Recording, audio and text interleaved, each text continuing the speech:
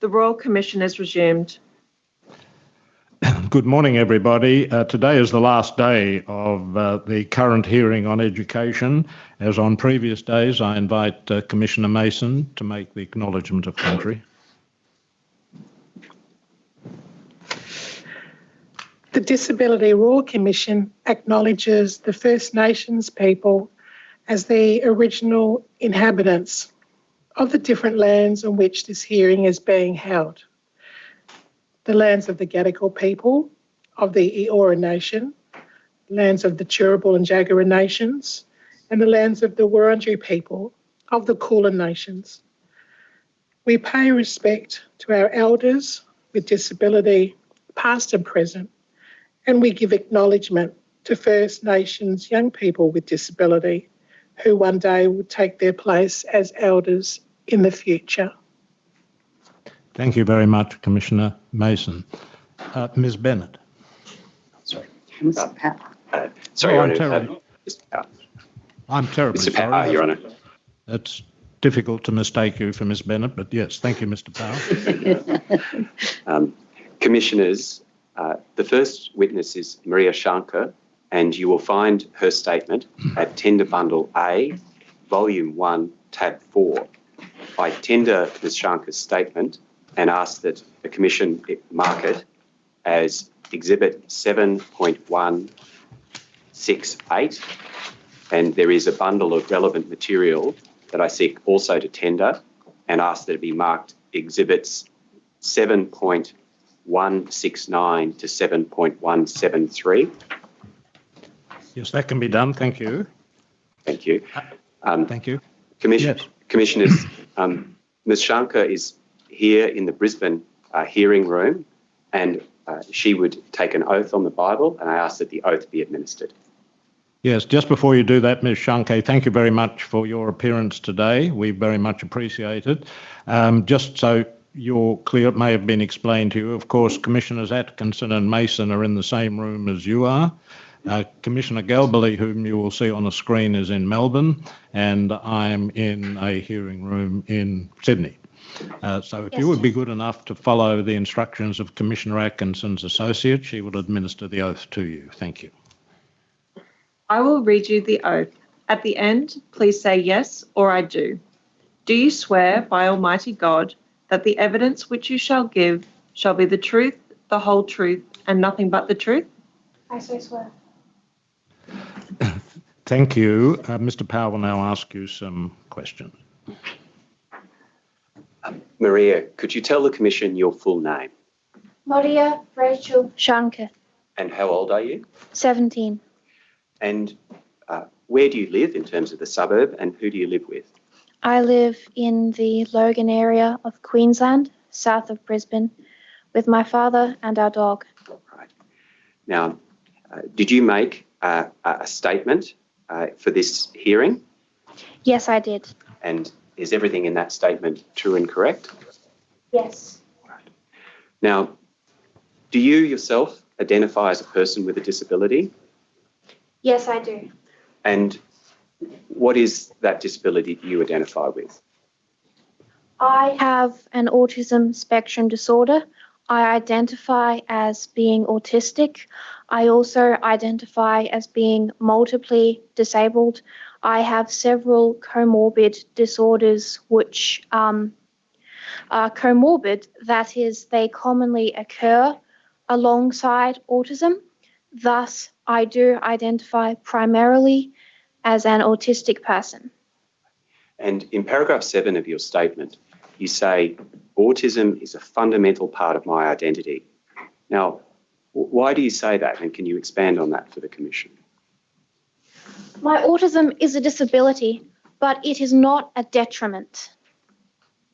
It is a fundamental part of who I am, both in the social sense, that is, my interactions with other people, with the community, with systems such as the government system, the health system, the education system, have all been impacted and shaped by the fact that I have a disability. But in addition, autism is a neurodivergent or neurodevelopmental disorder. Thus, my brain has been shaped by autism. So the way I think is quite literally determined by my disability. And I am proud of this fact. And you express your pride of the fact that it is a fundamental part of your identity within your statement. You say that, in paragraph 8, that it should not be up to those who do not have my disabilities to define them and their effects. Now, could you explain your personal relationship with autism to the commissioners in terms of how you see it playing a role in your future?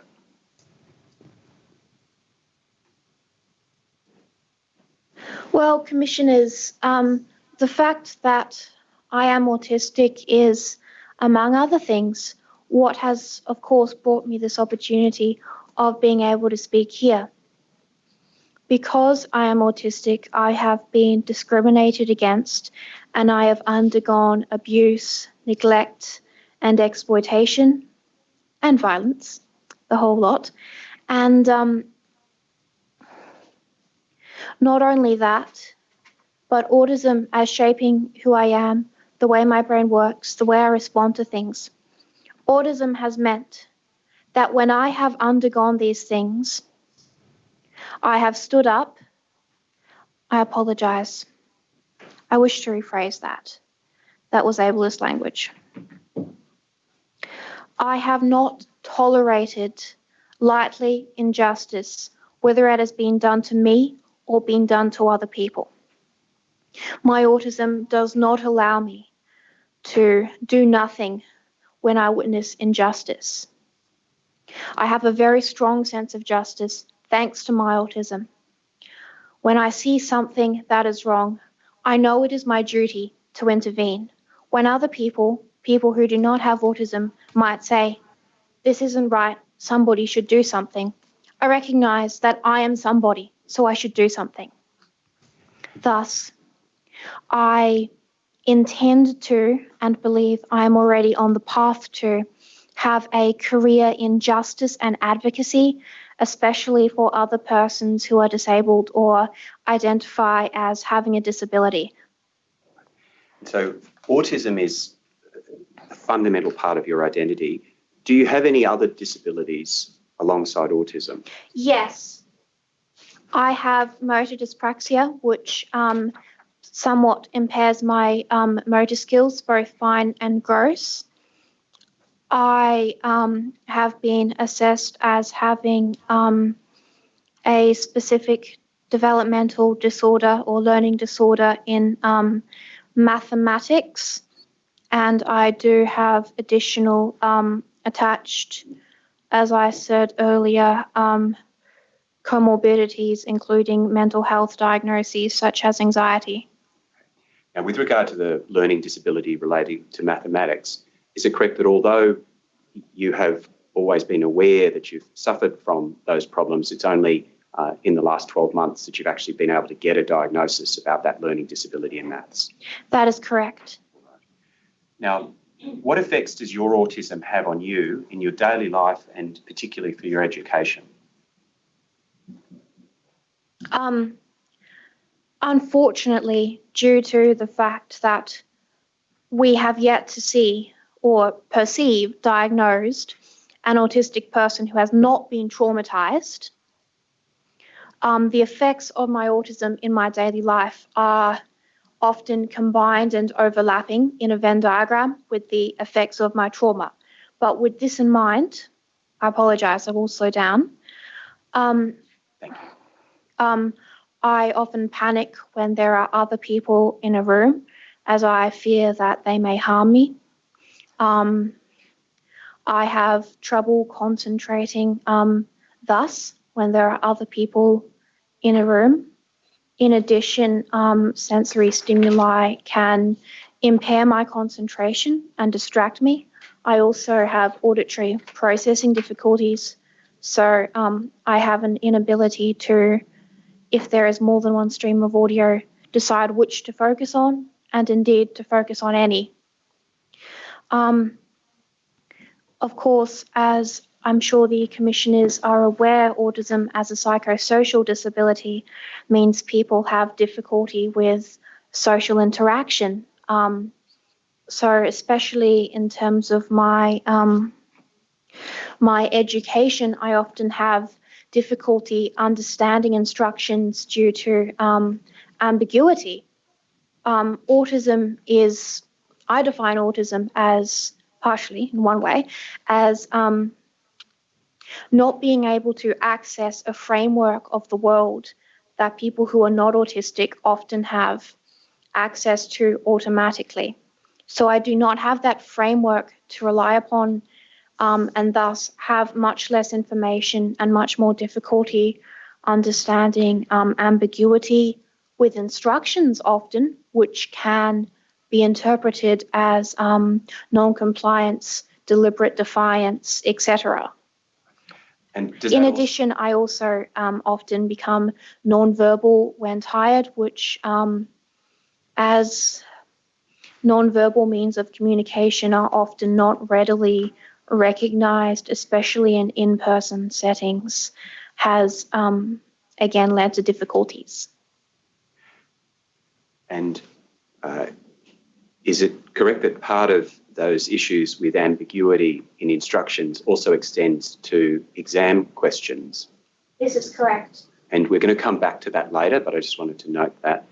Now, if I can take you back to your early childhood, have you been told by your father how you became to be diagnosed with autism? Well, I have been told by my father how I became to be, but that's another question. Oh, sorry. All right, again, the literalist, sorry, I'll start again. Have you been told by your father how you came to be diagnosed with autism? Yes, I have. And when was that approximately? How old were you? Commissioners, I was 6 years old. This was in June of 2009, and this diagnosis only occurred after a number of attempts to have me assessed or diagnosed by my father. This had commenced when I was aged 2.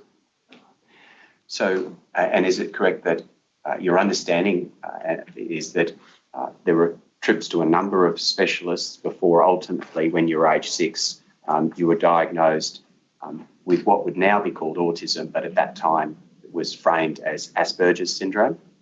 This is correct. Now, prior to your diagnosis with autism, which was when you were 6, were you attending school? Yes, I was. And what school was that? St. Peter's Lutheran School in Dambulla, which is in a regional area. All right. And so there are Dimbullas actually in Queensland and another state. I apologise. Yeah, this was in another state. Right, yeah, all right. Now, can you describe from your memory your experience at school when you were 5 and 6 years old before you were diagnosed with autism? I do not say this lightly, and as I'm sure you noticed from me taking an oath instead of an affirmation, I am quite devoutly religious. It was hellish. I was consistently excluded, micro-exclusions, as we have heard recently, from activities, from more explicitly education, that is learning time, from playing time. There was a very low expectation of my intelligence and my abilities. There was a great deal of bullying from other students, both physical, which I was easily able to recognize, and psychological, which, as I am autistic and have difficulty picking up people's intentions, often only realized after it had already been occurring for some time. In addition, I was often removed from class as a disciplinary measure, or as something that was framed as a helpful measure and was isolated without supervision in a form of in-school segregation. And where physically was that? Could you clarify, please? Oh, sorry. When you were excluded from, you were at school, but you were physically separated from the other students, where were you sent? And you said you were alone. Where were you sent? This was in two different places. Initially, and most upsettingly and concerningly for myself, and I believe for other people, was a completely unsupervised, that is, I was not within line of sight if staff were to move around in a room area on concrete with the baggage racks. So this is where students' equipment was stored. Although I didn't have the words to articulate this at the time, I also found this dehumanizing, given that I felt I was being equated to a piece of children's luggage. The second place, and this was purely as discipline, I would be sent here if I became distressed and attempted to express this. Often after a meltdown, I would be placed in this area.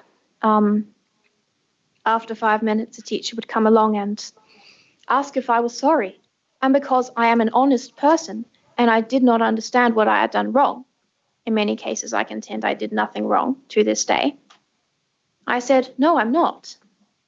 And I did not understand why I continued to be excluded, because after all, we weren't supposed to tell lies. The second area was an accommodation. This was in a room. This was a very small school, a regional school.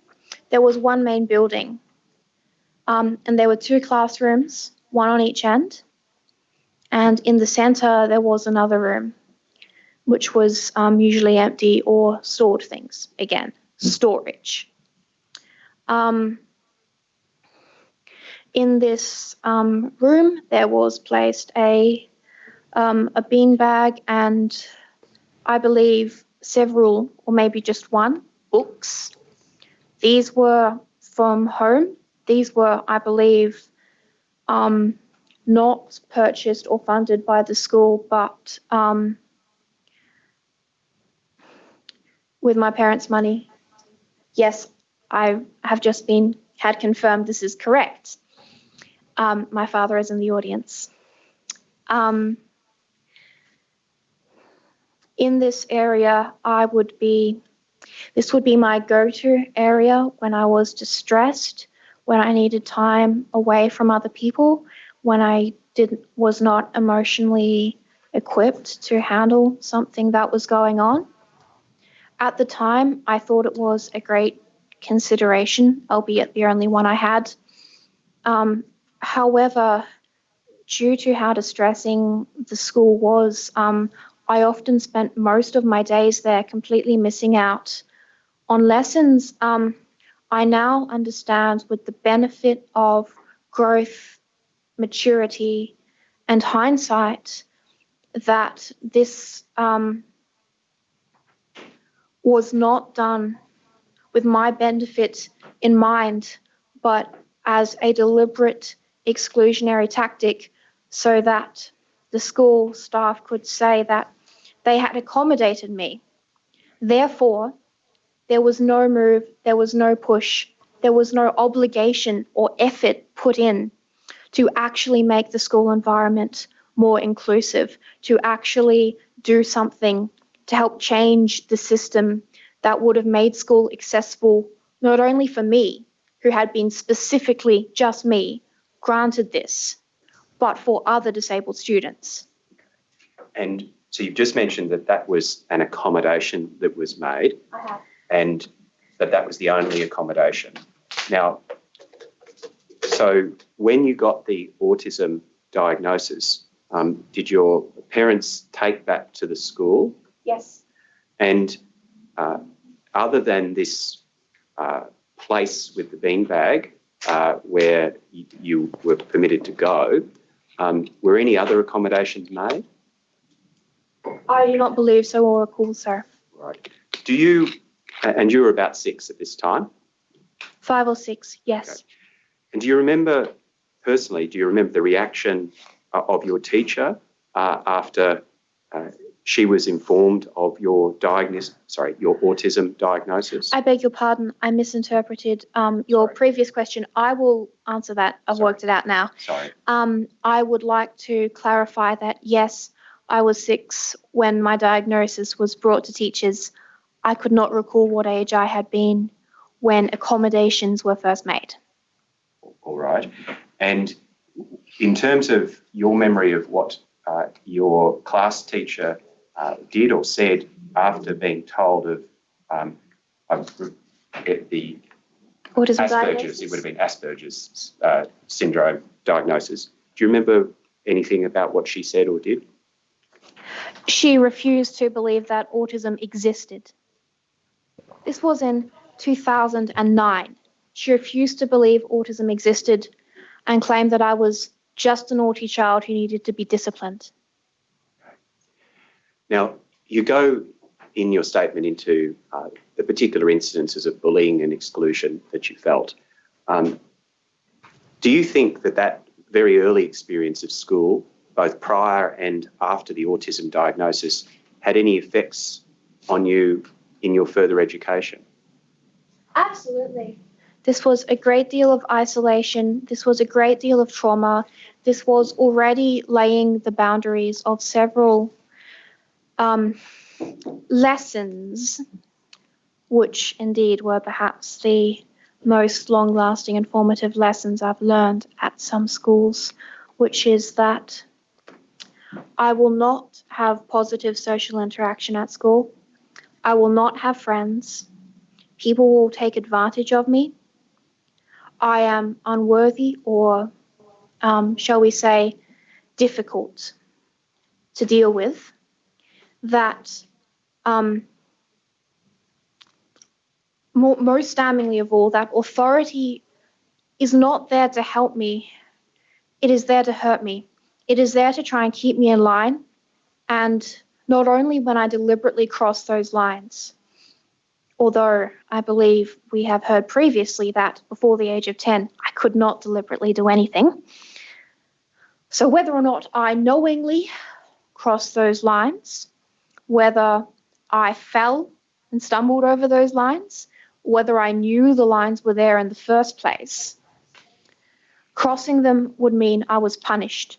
And it was the teachers, the school staff's, authorities' job to make sure I stayed within those lines, not to ever explain why the lines were there, not to tell me that they were there, not to tell me where they were, and certainly never, ever to help me cross them. And you've mentioned on a couple of occasions references back to the evidence that the Commission has heard this week. And have you told myself and other members of the Office of Counsellors, of Solicitors Assisting, that it's been a very important week for you to be able to see things that are similar to your issues being exposed to the public? It has. Now, in the latter part of 2009, is it correct that you and your family moved to Queensland? Yes. And what was the first school you attended there? I attended Slacks Creek State School. All right. Now, how did you come to be attending Slacks Creek State School? It came on recommendation from to my family from autism support networks in Victoria. However, this was not the first school we applied to or wished me to attend. My father is a Lutheran pastor, that's minister of religion, and his first choice was that I attend a Lutheran religious school. Several schools were tentative about accepting a new student until they learned my father was a minister of their specific religious denomination, which point they said they would be thrilled and it would be an honour. I'm paraphrasing. I don't know if they said that. Then they learned that I had special needs. They said, no, we can't accept her. They stated they had already hit their quota or they didn't have enough funding, and I was utterly rejected. Thus, I went to Slacks Creek State School. Right. And to confirm, the Lutheran faith is important for you? And My Christian faith is important to yes. me. And now, can you describe how attending Slacks Creek, so there was a recommendation for Slacks Creek State School that had been provided through an autism network in Victoria. That is correct. Okay. Can you describe how attending Slacks Creek State School was for you initially and then how things progressed over time? Initially, it was very much an improvement on the previous school. Yes. And indeed, this school never escalated to the same levels of abuse as the previous one, which did involve physical abuse by staff members. But initially, the school was very much a positive educational setting. Not only was I theoretically provided with accommodations, these were actually put into practice and effected, which I'm sure commissioners are aware this does not often happen. In addition, the principal at the time was excellent. Then, as I believe is something we also heard with Sam, if I recall correctly, a new principal came and the culture of the school changed. All right. If I can just come back to the how when you first arrived, is it correct that that was an acting principal and you felt as a student that she was prepared to give informal accommodations? There was a breakout room next to her office, and you had a teacher's aide who you found really helpful to you in your learning. I am not certain what basis of employment she was at that school on, but yes, I certainly felt she was willing to provide me with informal accommodations, including usage of a breakout room near her office, which was quite psychologically significant to me, as that was a radical reframing of the idea that being near an authority figure was actually a safe place to be. And part of that was the fact that she was friendly and approachable and made that breakout room, you felt, a safe place for you. That is correct. All right. Things changed when another principal came to the school and, is it correct, that had a much more rules-based, perhaps you perceived it, authoritarian approach? That is correct. All right. And I should have asked you this. What grade were you when you came into Slacks Creek State School? The very tail end, the end of grade 1. Okay. And so grade 1 was, you felt good with the acting principal. Then in grade 2, can you describe how things were in grade 2?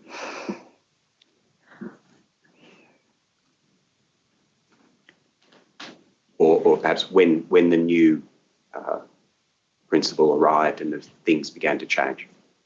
I do not have a very articulate statement of the way the school culture shifted or of the most broad impacts on me. I was rather young at the time.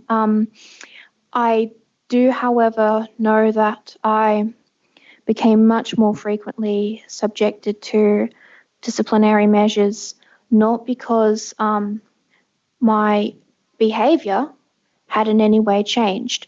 That said, even if it had, all that would have done was reflect that the school had changed and become more difficult for me to deal with, not that I was becoming a naughtier, etc. child. But I do recall that very, very often, so on many different occasions, it feels like once a week. I doubt it was that often. The PA, the public address system over the speakers, would call my name, pronounced in an anglicised fashion, Maria Shankar, to the office, please, or Shanky or whatever. And often I wasn't sure what I'd done wrong. Again, done wrong in inverted commas, because I believe in some instances I transgressed only rules that I believe were unjust. And this was isolating and a form of public humiliation. So in paragraph 45 of your statement, you say that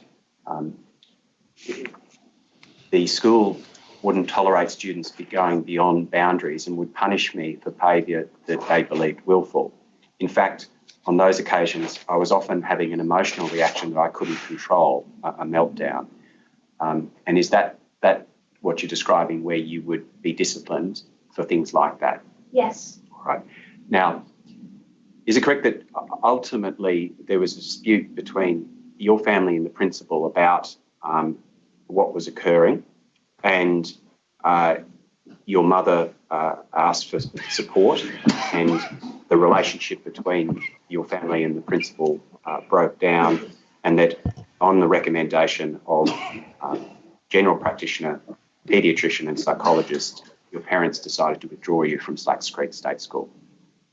That is correct. All right. And so in around grade 3, is it correct that after a period where you were homeschooled, through some considerable effort from your parents, you were able And from me. and for you, you were able to get a place at the Autism Queensland School at Sunnybank Hills? This is correct. All right. Can we perhaps deal with this quite briefly? Certainly. Could you describe what your overall impression is of the time you spent at the Autism Queensland School? On the surface level, very helpful. A bit deeper than that, unjust. Okay.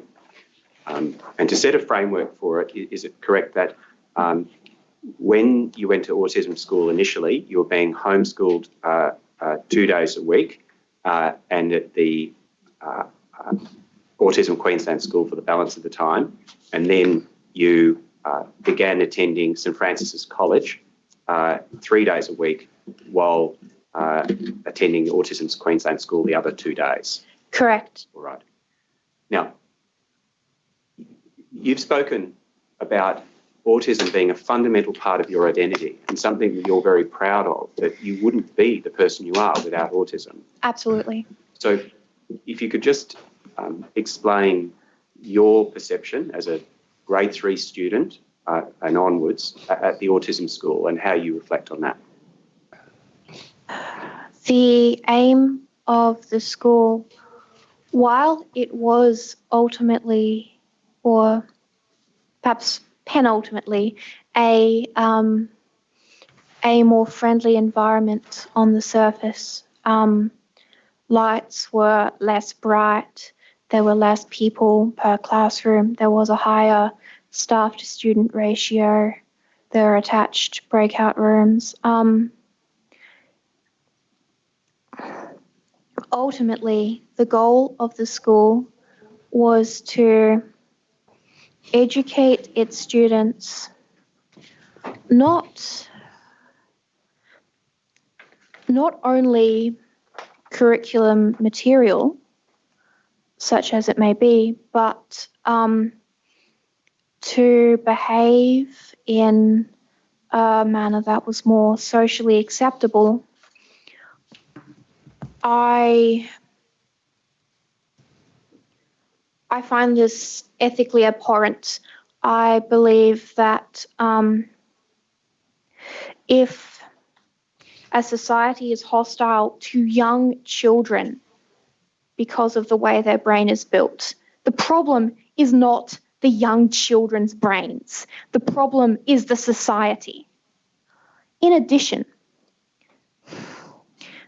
while we were being taught to act in a socially acceptable manner, this did nothing to quell the issues we had internally.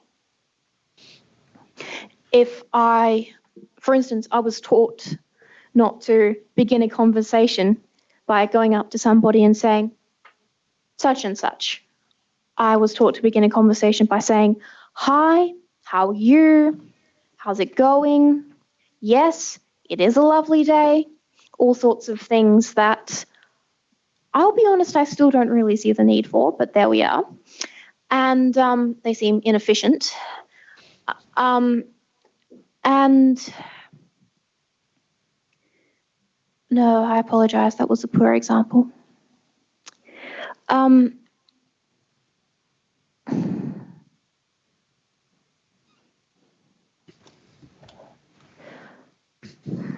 We were taught how to keep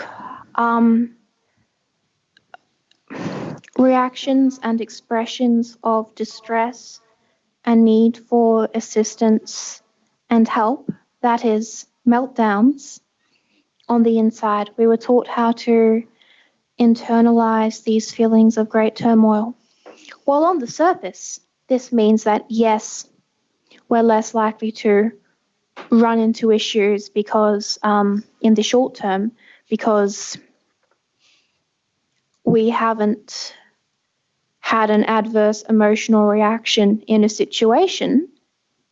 This, in the long term, means that not only do these emotional needs and difficulties not go away, it just removes one of the only avenues many of the students there had, quite a few were nonverbal, to express them. And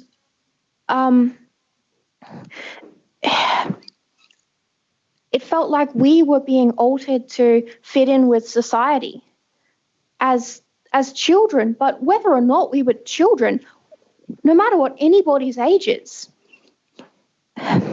disability should never have to be obscured or have to be feigned for the comforts so that people who don't have these disabilities can just go about their lives not bothering about us and not thinking, oh, maybe I should alter my behaviour. We should not be the ones altering our behaviour. If a system is oppressing people, the problem is not that the oppressed people should be acting in a different manner.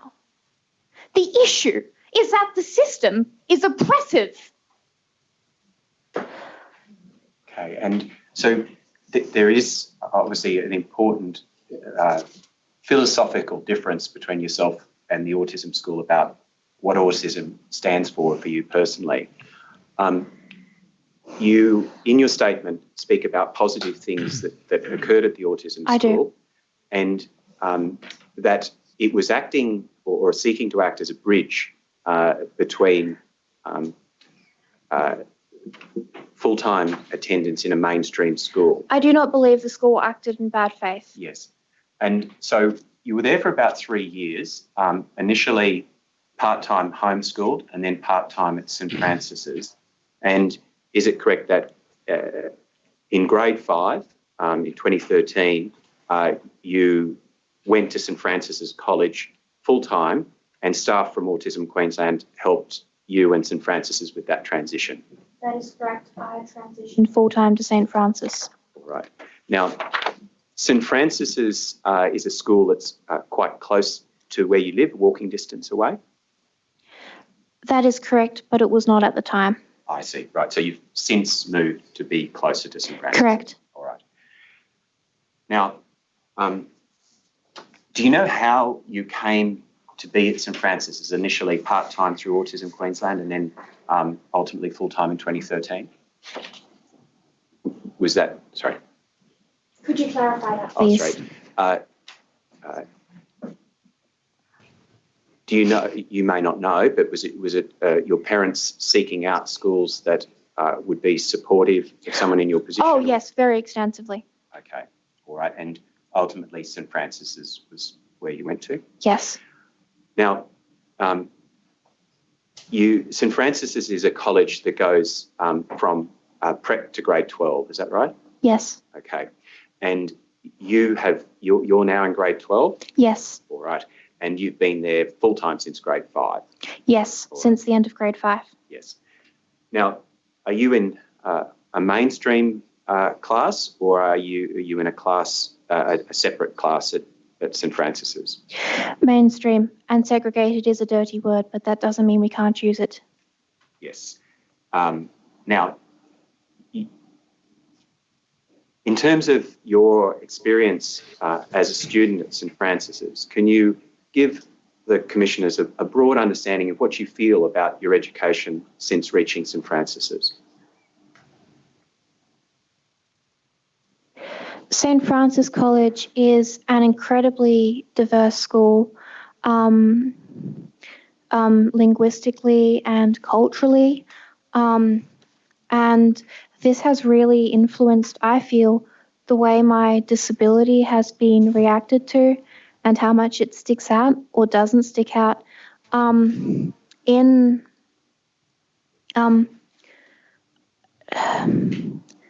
believe last time I checked, St. Francis is the school in Queensland that has students who were born in the greatest number of different countries, so over 50.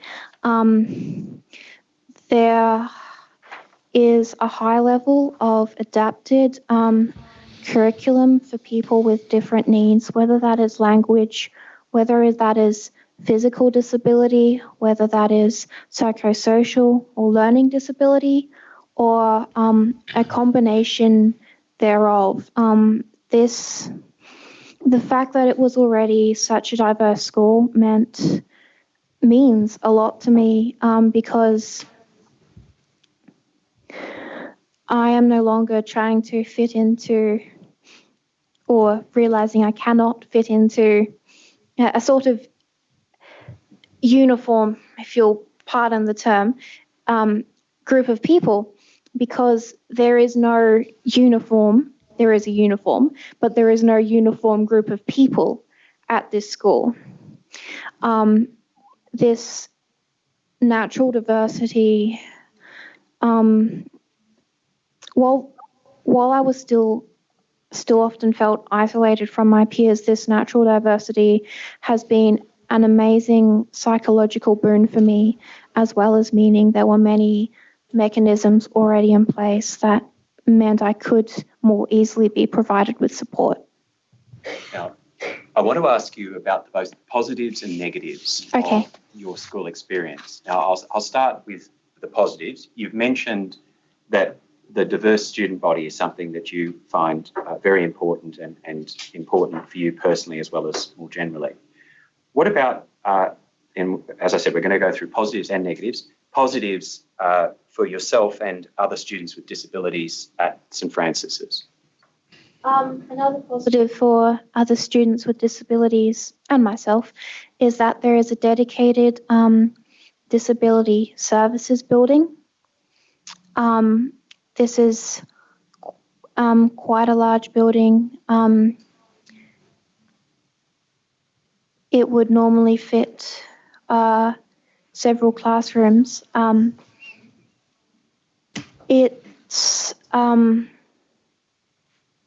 It's staffed full-time by people who specialise in disability support. There's also another similar location, although I don't believe it takes up as much geographical space for students who have English as a second language. This location has been very helpful given the fact that it can be seen as a home base, and there is a place students with disabilities know that there are people who can provide support there. Okay. And is it correct that you, over time, have become a mentor to younger students with disabilities? That is correct. I'm very proud of them. Okay. And that, I'll come to things in terms of negatives in a moment, but that mentoring you see as a positive. That is absolutely positive. It is, not only is it incredible to have the chance to help other children, especially other children with disabilities, and it's partially due to that building. I met a lot of them gathered outside that area, but it's very, very important to me that I can. The one thing I really want to do with my life is make a world where nobody with disabilities has to suffer in the same ways I have for the same reasons I have. When I was the age of most of these students, indeed the age of all of them, when I met them at least, I did not have anything even approaching a student mentor or a student advocate who would look out for me, who would encourage me, who would be there, maybe not as so much of a peer because there is a significant age difference, but certainly as someone who is also a student and who can act not only as a support and a mentor, but as a friend when I didn't have any of that. And it's so valuable to me that I can be providing that to other people, to already be doing something to ensure that there are at least a small group of other people who aren't going through the same thing. So I mentioned negatives. Is it correct that this is a really important thing for you and you do it, but if in a perfect world the school would recognise your role more formally or more supportively? I disagree with that, actually. I don't. In a more ideal world, in a more ideal society, educational system, yes, to an extent, specific school, I wouldn't have to be in that role. I shouldn't. This isn't about me getting recognition. This isn't about me getting praise. This isn't about me getting additional rights that go with responsibilities. These students should be looked after. It should not be up to another student, no matter how dedicated to doing this, no matter how much she is passionate about doing this, to provide the support. There shouldn't be a need for me to provide this support. This should come naturally. Children, not even, regardless, even especially students with disabilities, should have friends, should have supports, should have people who are able to walk them to class, should have people who are able to walk them to the sickbay when they're very ill, should have students who are able to sit with them, who are able to, not students, I beg your pardon, that was a slip, not students. There should be adults who are doing these things. There should be adults who are helping them with their schoolwork. I shouldn't have to be doing it. I am glad to be doing it, but I shouldn't have to. If we can now and you've dealt with other things in your statement as well, but if we can just now, for balance, turn to the things that you think have been negative about. Certainly, I thought I already had. Well, I just want to give you the opportunity, to say anything else about that.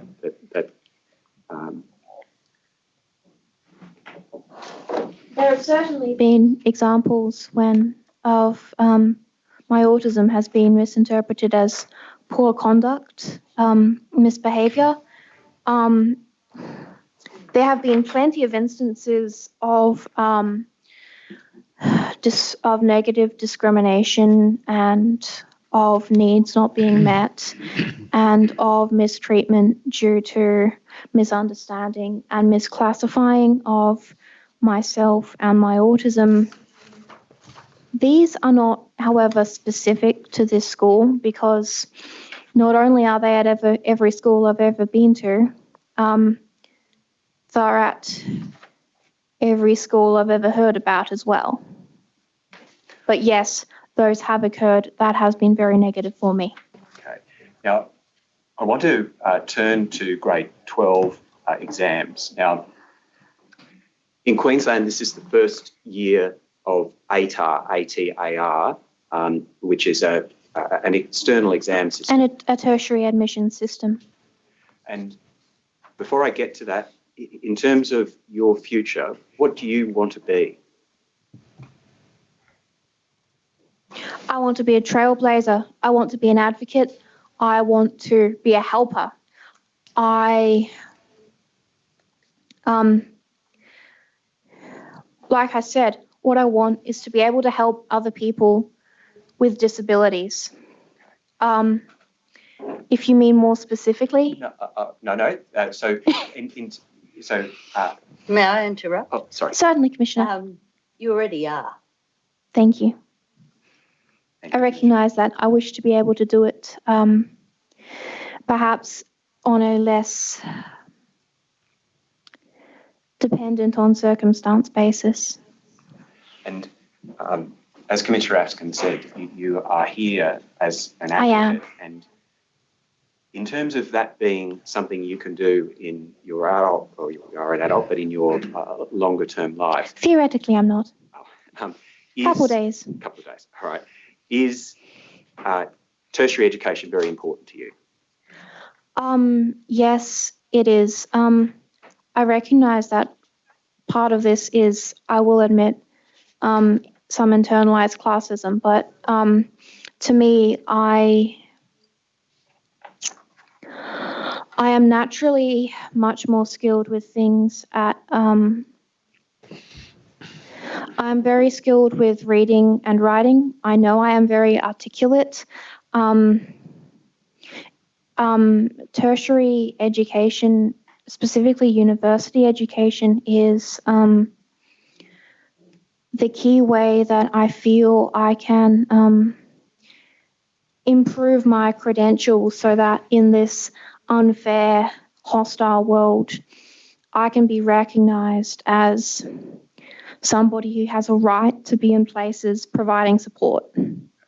Now, is it right that when you... I do, of course, also very much want to learn a lot more. I want to learn as much as possible about disability studies, which I'm aware is an emerging field and I'm contributing to as we speak. But I want to study justice and social services and learn about as much as this is possible. However, I don't interpret university, tertiary education formally as being the only way I can do that. I can learn things in other ways. It just won't be formally recognised that I've learned them. When you learned about the ATAR system, is it correct that you were concerned that this system might discriminate against the things that were connected with your autism? I absolutely was, and this criticism was not only well-founded, it has now been, this concern and criticism was not only well-founded, it has now, I believe, been revealed to be correct. Now, some adjustments were made for your examinations, and I'll come to those in a moment. But can you just describe the process that you and your father went through to try and get these accommodations formally in place? Well, it all started when I was born. Well, moving perhaps a bit further forward than that. Understood.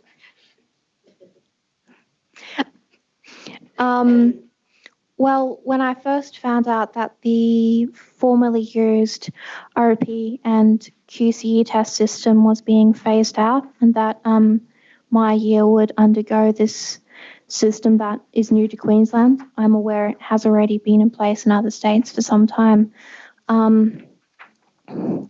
The first thing I did was, maybe the first thing I did was say, hey, that's a new system. But the second thing I did was definitely just begin researching disability accommodations in this system because I knew that would be the primary thing I would have to work with that.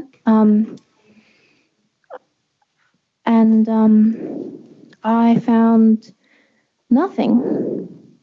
There was absolutely nothing, not only on government websites, but on more informal places of knowledge, let alone, printed resources, of any Queensland ATAR accommodations for students with disabilities. My next port of call, so to speak again, was referring to other states who have rolled in ATAR and what accommodations they provide students with disabilities. I found nothing there either, which is absurd because that's been in place for years in many of these states. So then I sort of kept repeatedly asking people, hey, is something happening yet? Hey, is something happening yet? Something was not happening yet. Some months after this. And this was worrying you? This is something that was a concern for you? Absolutely. Accommodations are, unfortunately, because we shouldn't be in a world where they're not just provided automatically, something that it is vital I obtain because without them, I will not be able to access supports I need to pursue my capabilities. And is it right that in relation to this, maybe not because of this, but connected to this, you had a further diagnosis undertaken? That is correct. To have some supports I needed provided, it was apparently necessary that I undergo further comprehensive psychological diagnostic testing at the expense of my family, my father. And you mentioned when you were speaking to me that your concern is that this sort of thing is not equitable because... Oh, absolutely. This is such a big problem. Not only did arranging assessment require, for example, significant capability in not only the English language, but in the formal English language, which I understand is another barrier for my father to be able to arrange, pursue appointments. There was a significant financial barrier that would be absolutely insurmountable for many, many people. I'm exceedingly fortunate that I was able to undergo this testing. Okay.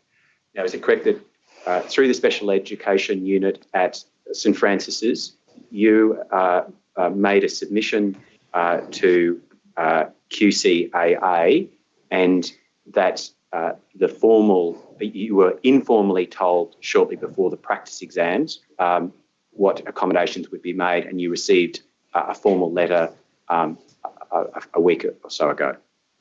That is correct. All right. Could you just tell the Commission what accommodations were given to you for your external exams? An ability to type on a obviously locked down computer, no spell check, internet of course, instead of handwrite, which is very important because due to fine motor difficulties, I find it difficult to write by hand for any extended length of time. In addition, I become illegible after maybe 2 paragraphs.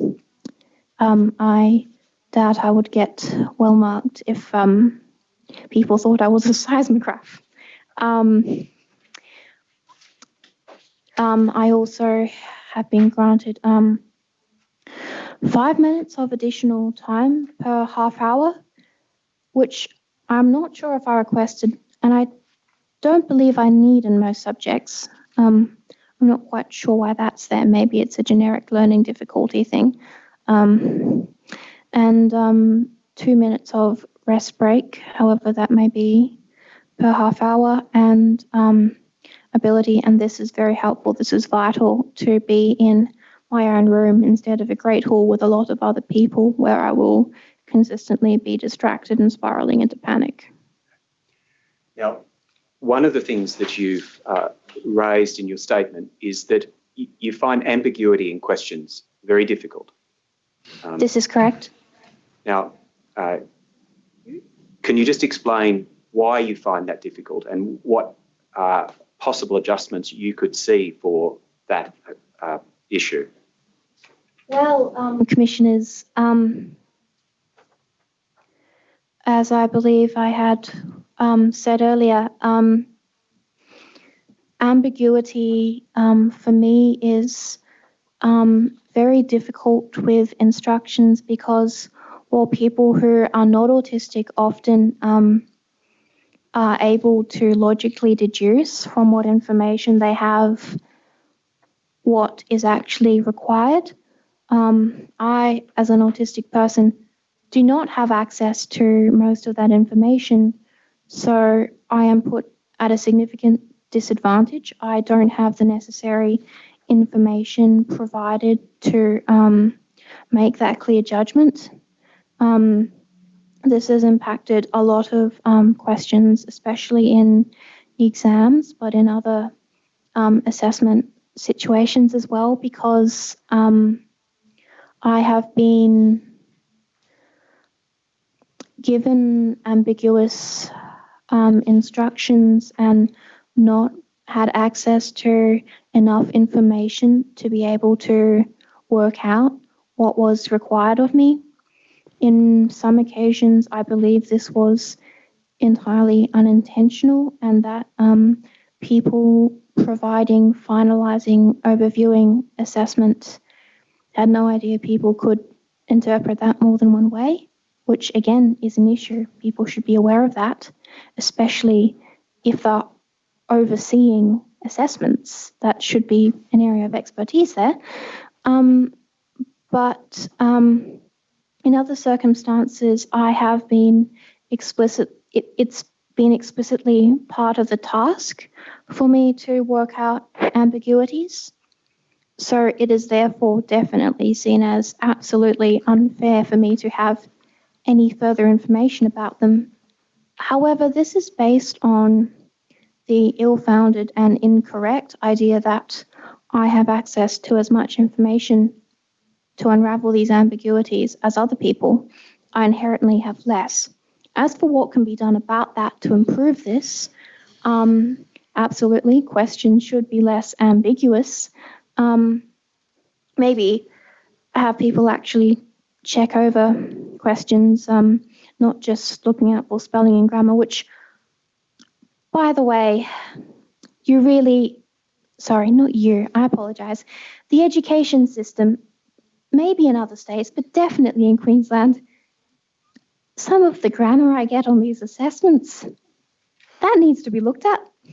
You might just want to do over the whole overseeing here, but gross as apostrophes, I ask you. But yes, Okay. I'm getting back on topic. I'm sorry, well, Ben. Can I illustrate this? You provided the Disability Royal Commission with a practice examination question I for a did. biology exam.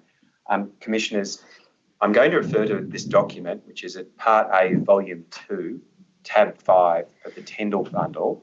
The document ID is IND.0001.0001.0047. Could I ask, Volume 3, I apologise, not Volume 2. Could I ask that it be placed on the screen, but not on the public web stream? Now, this question, is it correct that you found this question confronting for a number of reasons? And part of the issue you have with questions on occasions is that where you see injustice in the question, you find it very hard to accept that and then just respond, essentially ignoring the injustice. Firstly, I would like to apologise for my long-winded response to the previous question. I misinterpreted it, interestingly. This is no comment on you, Mr. Power. I believed you were asking me about something different. Yes. Not only do I find it very hard to ignore injustice in any circumstance, including exam questions,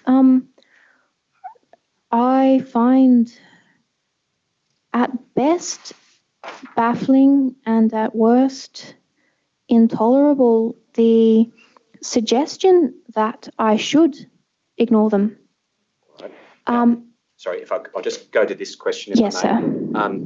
The question involves applying Mendelian genetics, but the example used is a family who have inherited Fragile X syndrome, and then it asks the person answering the question to use Mendelian genetics to predict the probability of an offspring being male with the disorder if individual Roman 4-4 mates with an individual without the syndrome. Now, could you just explain why you found that question confronting and inappropriate? We shouldn't be having to answer questions about how well eugenics works. Full stop. That's it. Okay. I can clarify if you want me to. No, and is it correct that you also took issue with the use of the word mate in that context? Absolutely. It is a further example of dehumanisation of people with disabilities. And not only did I find this question offensive and dangerous, this also made it very difficult for me to complete the exam because I had, of course, no forewarning that there would be a question with such ableist content, and I proceeded to have an anxiety attack, which distracted me, I'm sure you could understand. Okay. And Fragile X syndrome is not infrequently comorbid with autism? That is correct. However, that did not contribute to my distress, specifically because whether or not many people with a certain disability also share one of the same disabilities I do, discrimination and unfair, dehumanising conduct against individuals remain so, no matter how personal it is for me. And if it's unjust, especially if it's against people with disabilities, it's already personal for me. Thank you. We might just take that question down. Now, there's an enormous amount further in your statement, but in conclusion of this part of your evidence, could I just ask you to express to the Commission what you see as your key message? Disability is not something that should need to be accommodated for. This sounds ridiculous, but hear me out. It should be accepted as part of the natural spectrum of human diversity. There should be no need whatsoever to go above and beyond to ensure children with disability have access to an education, because there should not be a system, there should not be a world, there should not be a country, there should not be a department that perpetuates systematic inequities and inequalities and discrimination. There should be no need to have to go out of one's way. One should not have to go out of one's way, no matter how much effort one puts in to ensure a person with disability has their right to an education being met, or their right to anything at all being met. This should not be seen as great achievement. This should not be seen as going above and beyond. This is the bare minimum, and it is needed and it is required. So I should not be saying what I think people with disability can contribute to society? We all know this answer. Absolutely anything everybody else can, and more with a specific insight and perspective. But I shouldn't be needing to answer that question. Nobody with disability should have to contribute anything to be valued as a human being. And the idea that value and reason to support somebody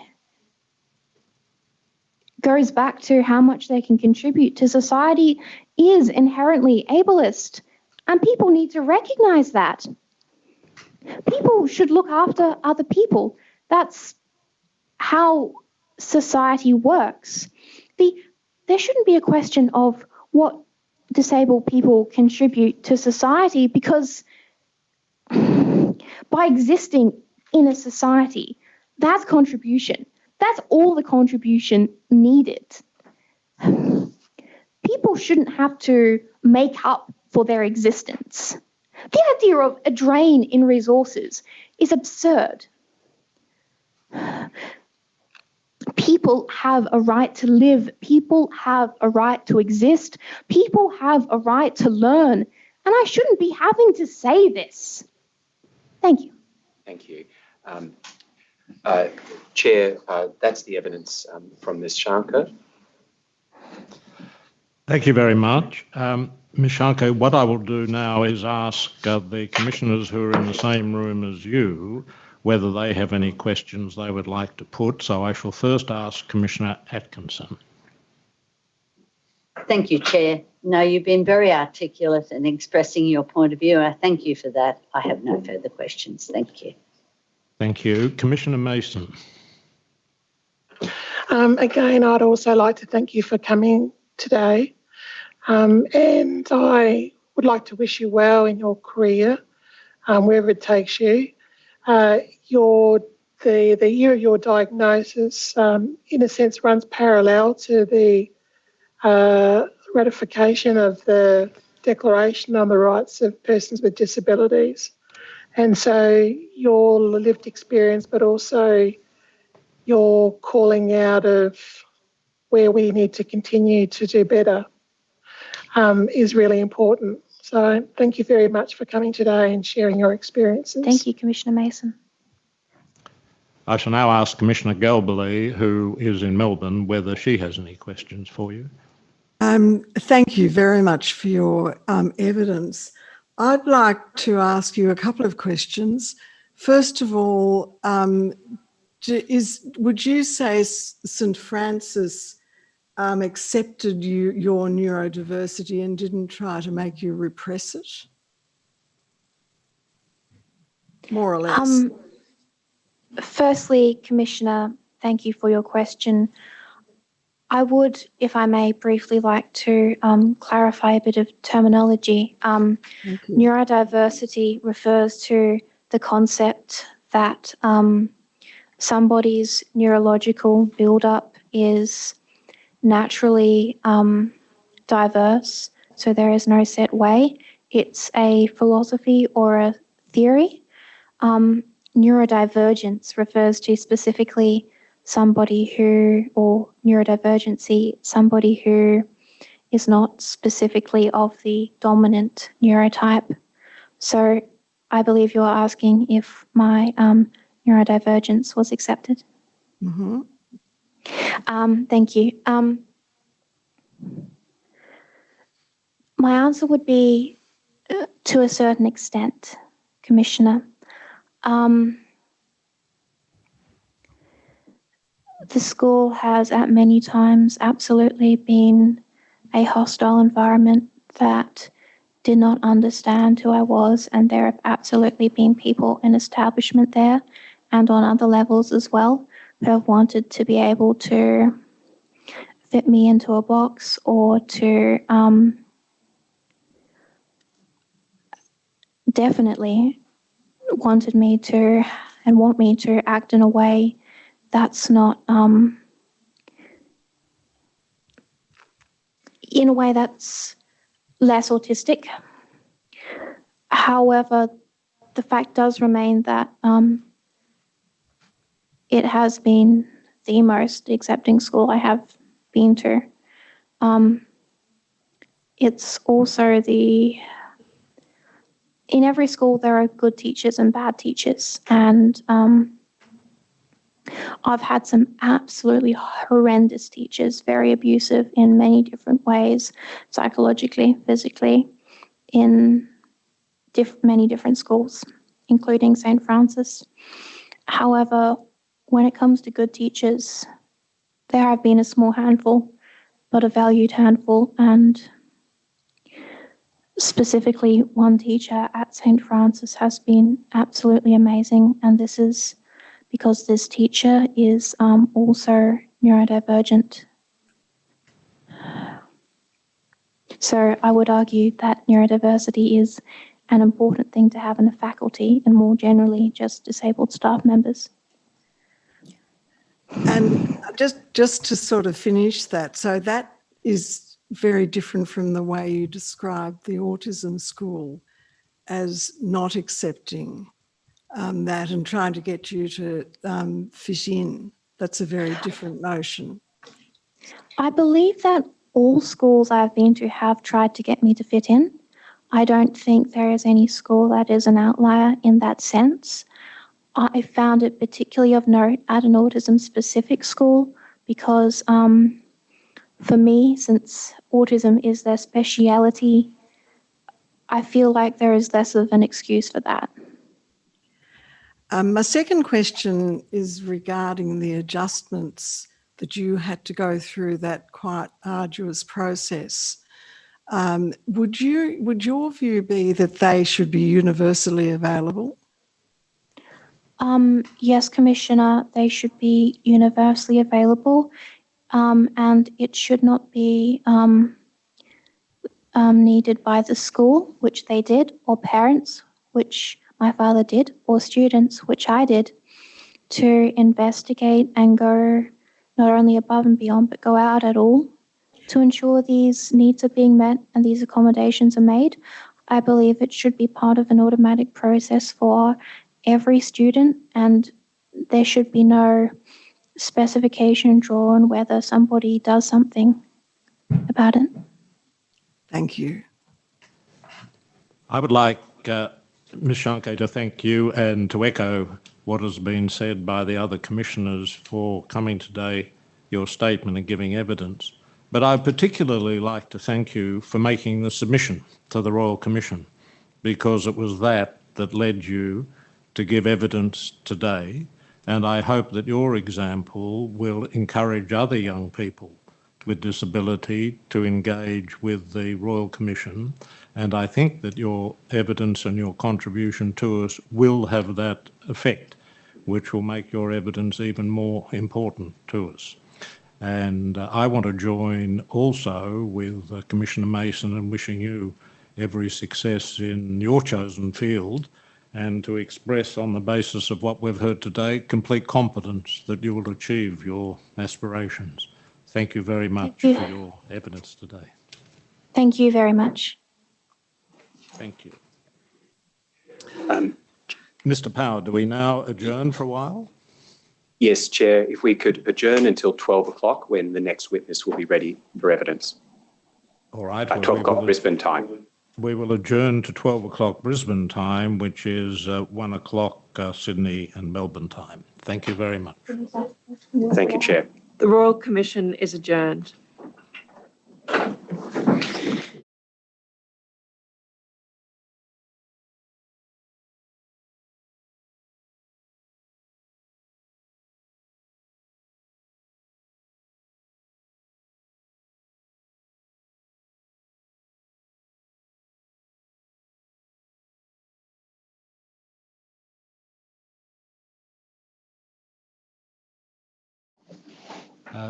Dr. Mellifont.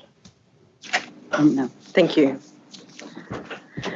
Could I just inform the Commission that the intention in terms of timing is to sit through until lunch at approximately 1 p.m. Brisbane time, and then take a lunch time of about an hour to resume for the afternoon.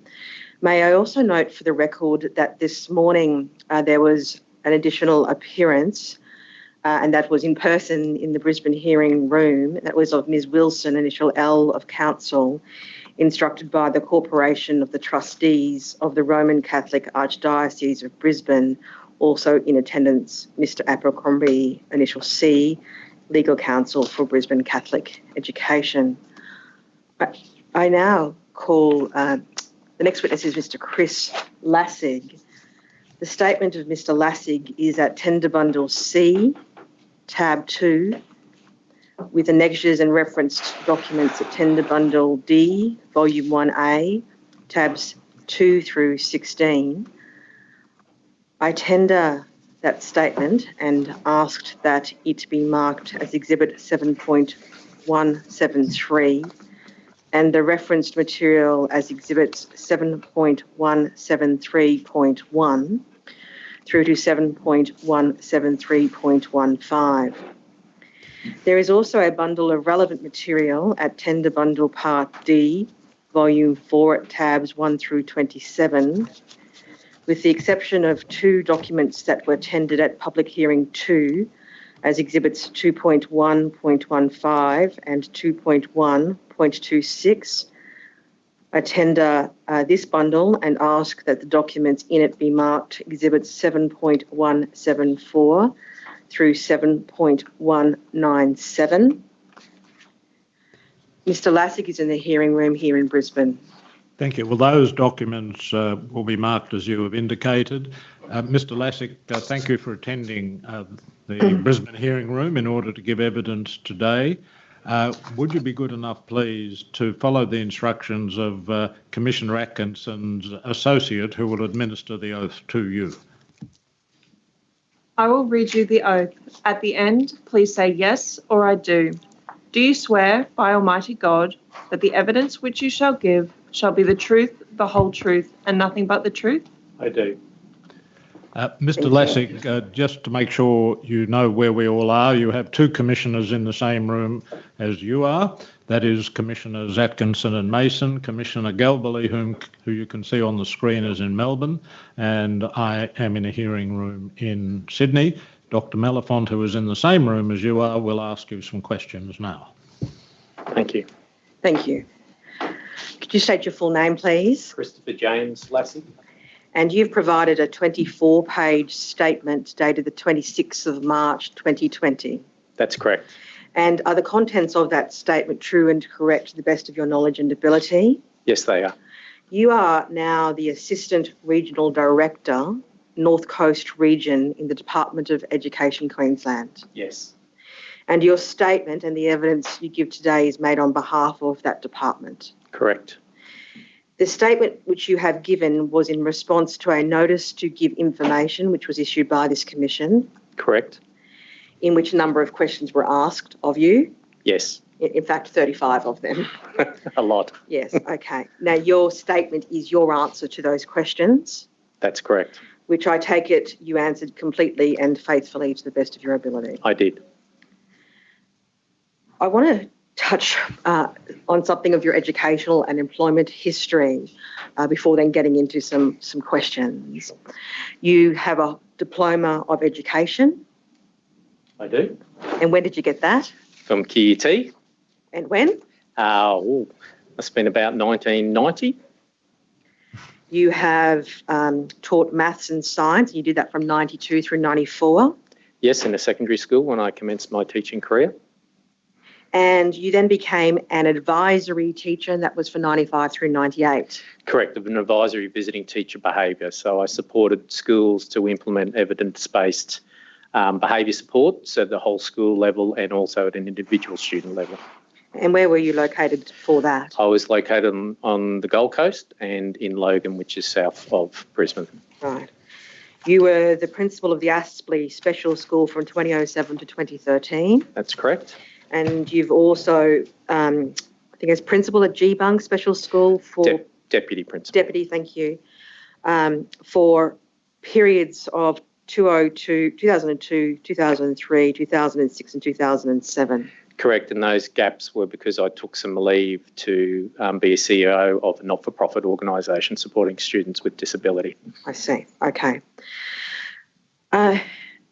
Your CV and statement reflects that you were a teaching and learning auditor between January 2014 and June 2014.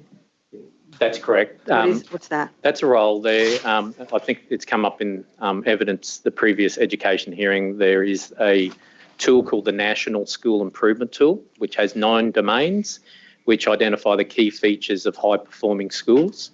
And in 2014, as a principal, I was asked to conduct teaching and learning audits, which are now called school reviews, that used that tool to provide, to celebrate how a school is going on its improvement journey, but also to provide recommendations on how they continue their improvement.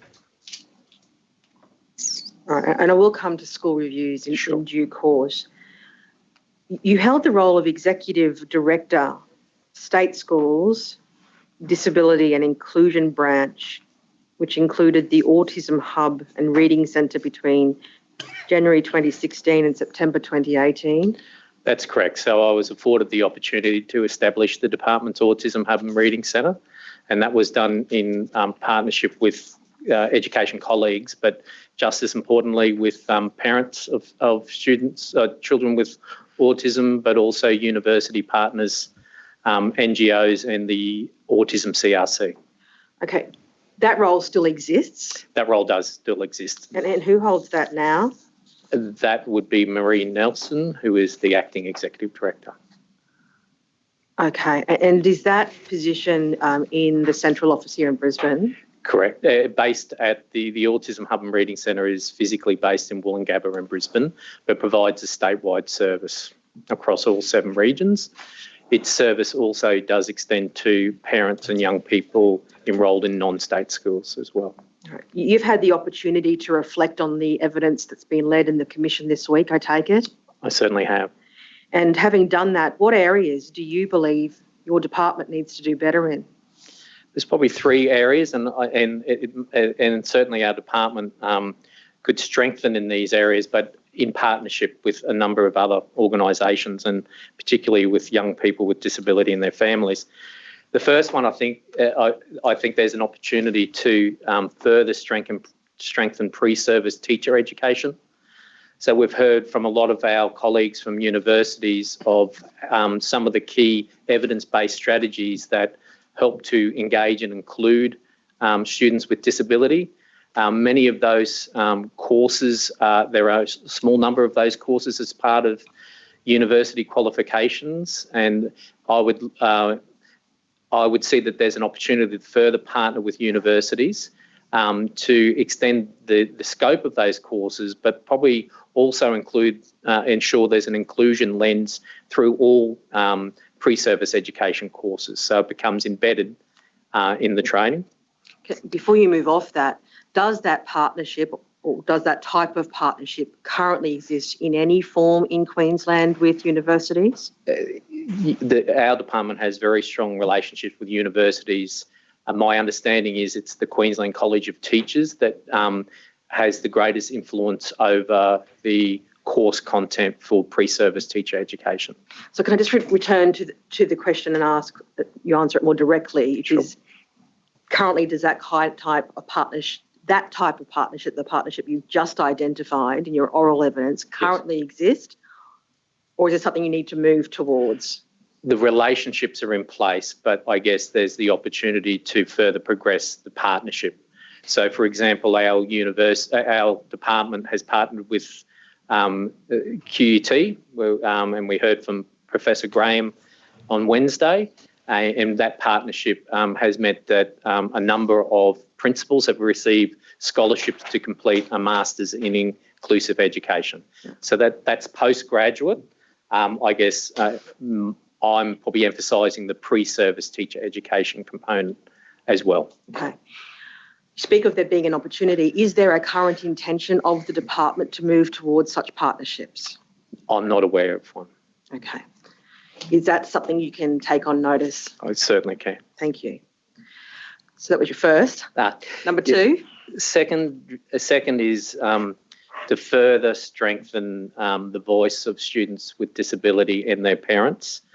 And for schools to strengthen their genuine partnerships and valuing parents as partners in their child's education, and leveraging off those strengthened partnerships to move into more the co-design stage. So to partner to address current and emerging issues pertaining to students with disability.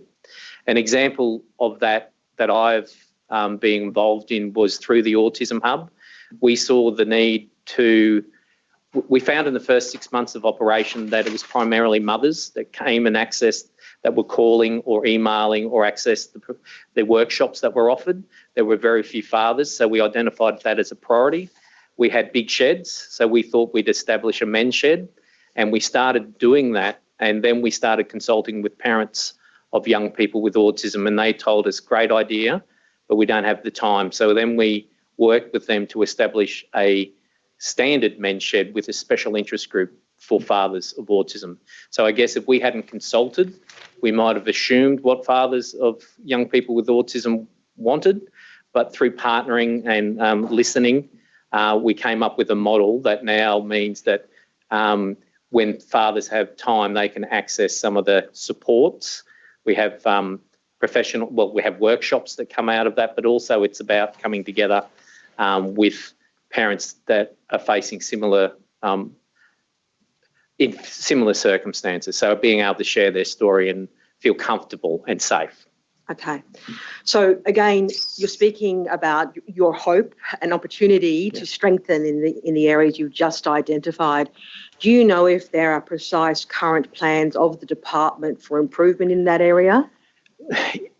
Or is that something you need to take on notice? No, I believe that we have a community and parent engagement framework that really emphasises the importance of partnering with parents. In response to the disability review in 2016, the department's Every Student with Disability Succeeding plan has 3 levers, 3 key areas, of which one is partnering with parents. So there is a range of strategies that have been put in place. We've partnered, for example, with QAI, who provided evidence on Monday. We also have partnered with Community Resource. I might ask the speakers to slow down a little bit. I'm sorry. I'm a little bit slow taking notes. Apologies. So part of that was also partnering with Community Resource Unit, which gave evidence at the Townsville hearing. So I guess we've started that work, but there's still a lot of work to do, and it has to impact at the school level. So we can have our system frameworks, but ultimately the partnership that matters is in schools. Okay. May I interrupt? You've talked about when you gave specific examples of partnering with parents or listening to parents or consulting with parents, but when you gave your outline at the beginning of this second hope and expectation, it was to strengthen the voice of students with disability and their parents.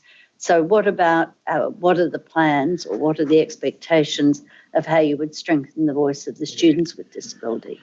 The voice of students, and I think we heard a very strong voice earlier today, and I would have really liked the opportunity to learn more from that witness. Those opportunities really happen at the school level. So schools do have structures that give students voice. They could be structures like school councils and committees. But I guess the voice I'm most interested in is the voice around a student with disability being involved in conversations around the adjustments that they may require and the frequency of those adjustments. I hosted a conference where we had a panel of students with disability and we asked them some questions, and my strongest memory from that panel is ask us, don't assume. And we heard from students who said in some subjects they do like an additional adult sitting side by side to support their learning, but in other subjects it's the last thing they want. And I guess that's been my learning from my career in supporting students with disability in secondary schools is I probably assumed, I thought I knew what adjustments were best for young people. But if I went back to a role like that, I would certainly start by asking them and then consulting with their parents as well. Thank you. So before I move to your third point, Memory.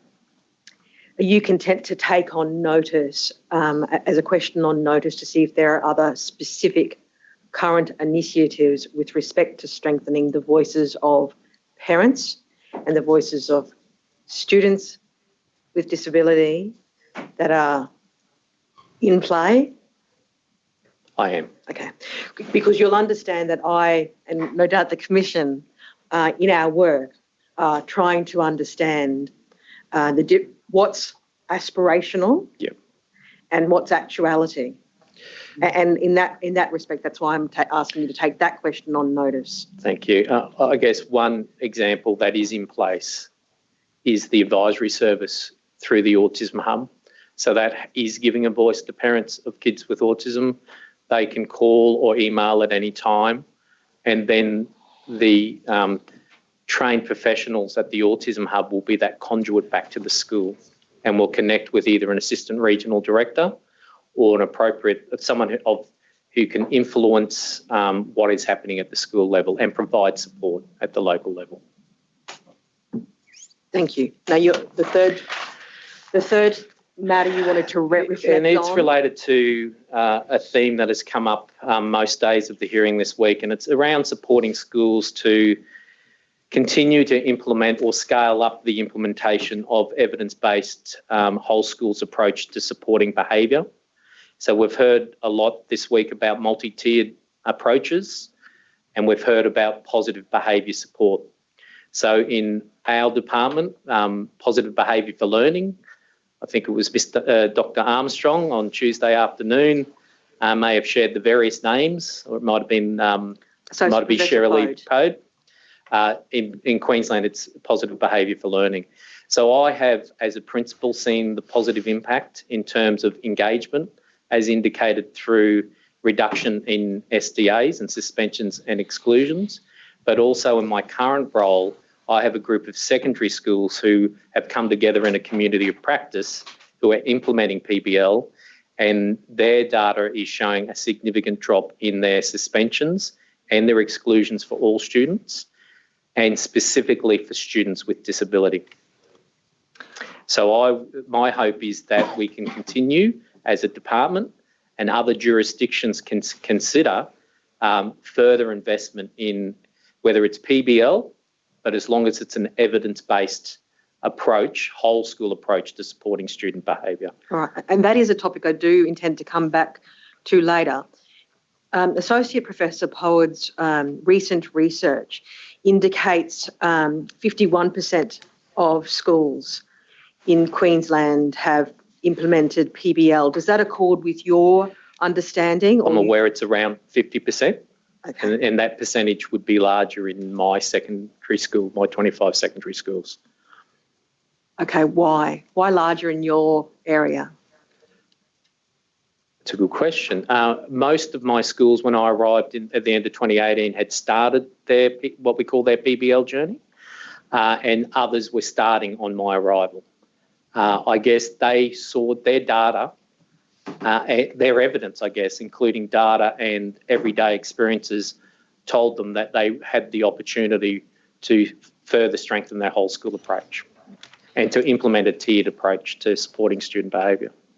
Mr. Lassig, where do we find the data demonstrating that there has been a reduction in suspensions and exclusions in schools that have adopted these policies? So that's something that we take on notice and provide. Thank you, Commissioner. I anecdotally have a behaviour data wall in my office, and I monitor on a weekly basis the numbers of suspensions and exclusions that are occurring in my schools. And then I also, for example, with exclusions, get email alerts that notify me that a proposed exclusion may occur, and I'm then able to go into one school and scan the information in one school and then speak to the principal or provide. We have specialist roles in behaviour in the region. Then we can also suggest that they connect with the principal. But the first thing I look when I go... Perhaps that's something you might take on notice in association with Dr. Melafontaine, Office of Solicitor assisting the Royal Commission. Yes. We can certainly. Yes, thank you. I'm getting indication from Council assisting the state that will certainly happen. Can I just, though, get an understanding of the parameter of your answer? You spoke about the data of suspensions and exclusions coming down. You're speaking about your region. My group of, I have 25 schools that I partner with. I have a community of practice in the PBL area for 10 of my secondary schools. What's that mean, the latter part? What's a community of? So that's when we come to, so we, the power of collaboration, I guess, is bringing schools together to learn from each other. So rather than implementing PBL in isolation and hoping we're doing a good job, we're coming together and learning from each other, sharing strategies to all designed to implement PBL with fidelity. And that is the key. Implementing any system with fidelity will mean that its impact is greatest. Well, let's break that down again. What you're saying is you've got 10 schools. Do you all get together on a weekly basis or monthly basis, or is there a database? So we'll communicate. We come together each term, and part of that is one school will host, and it's a bit of a show and tell to show what strategies they're finding most impactful at their school. But then that creates the opportunity for conversations and networking and sharing of resources and sharing of ideas as well. As we learned earlier in the week, PBL is data-driven. So there are data tools that are used to help determine the level to which the approach is being implemented with fidelity. And that data will tell you the areas that are strong and the areas that you need to strengthen. And then each school will have what they call a PBL committee, and their job is to address the data trends and implement strategies. So they might see, for example, that there's a peak in behaviour incidents in a playground, and their response would be to have planned activities in that area so that students are engaged in meaningful activities and not making poor choices. And is that then assessed by looking at whether or not it's had an impact on that behaviour? Indeed, Commissioner. So there is a lot of use of short cycle data sets. So usually they're fortnightly. So in fact, one of my schools, I feel so much a part of their PBL team that I get emailed their PowerPoint of the fortnightly data that they then share at the staff meeting so that they can collaboratively identify ways to address any trends in the data. Okay. That's happening for your area, but you can't speak necessarily to what's happening for the balance of Queensland. I can speak to schools that are across Queensland that are implementing PBL with fidelity, that would be occurring. But I do not know precisely exactly what's happening in all schools in Queensland that are implementing PBL. Okay, I'm not sure. Dr. Melafontaine, I'm going to interrupt you. Yeah, because I'm not sure I understand that. But did you say only 10 of your 25 schools? 10, that's correct, are part of that community, and that's more geographical. So they're more in the... I have schools from that stretch 200 kilometres up the coast from Brisbane. Yeah. So geographically and historically, they have strong partnerships. So they have naturally come together as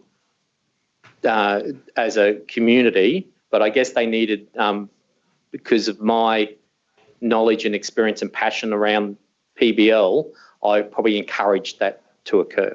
Well, what about the other 15? Other schools will have PBL in place. Other schools will have whole school approaches to supporting behaviour other than PBL. It's most schools will have a tiered approach to supporting behaviour, which we've learnt about this week. So they'll have strategies for all students. They'll have targeted strategies for cohorts or groups of students, 15% or so, and then they'll have targeted interventions for a small number of students. And I can confidently say that all of my 25 schools have that tiered model in place, whether they're a PBL school or not. So I just want to come back to the answer you gave just before Commissioner Atkinson asked that question so that I can understand what you meant. Did you mean that if PBL is implemented with fidelity in a school, your expectation is that there would be a downward trend in suspensions and exclusions? Is that what you meant by your answer? That can be one of the impacts. What is clear is that they will be tracking their data, but right. So I'll just stop you because I just need to understand what you meant by the last answer. In the 10 schools that are part of that community, there is overall a decline in SDAs. There's also another important behaviour set that schools collect in one school, which is called minor and major behaviour incidents.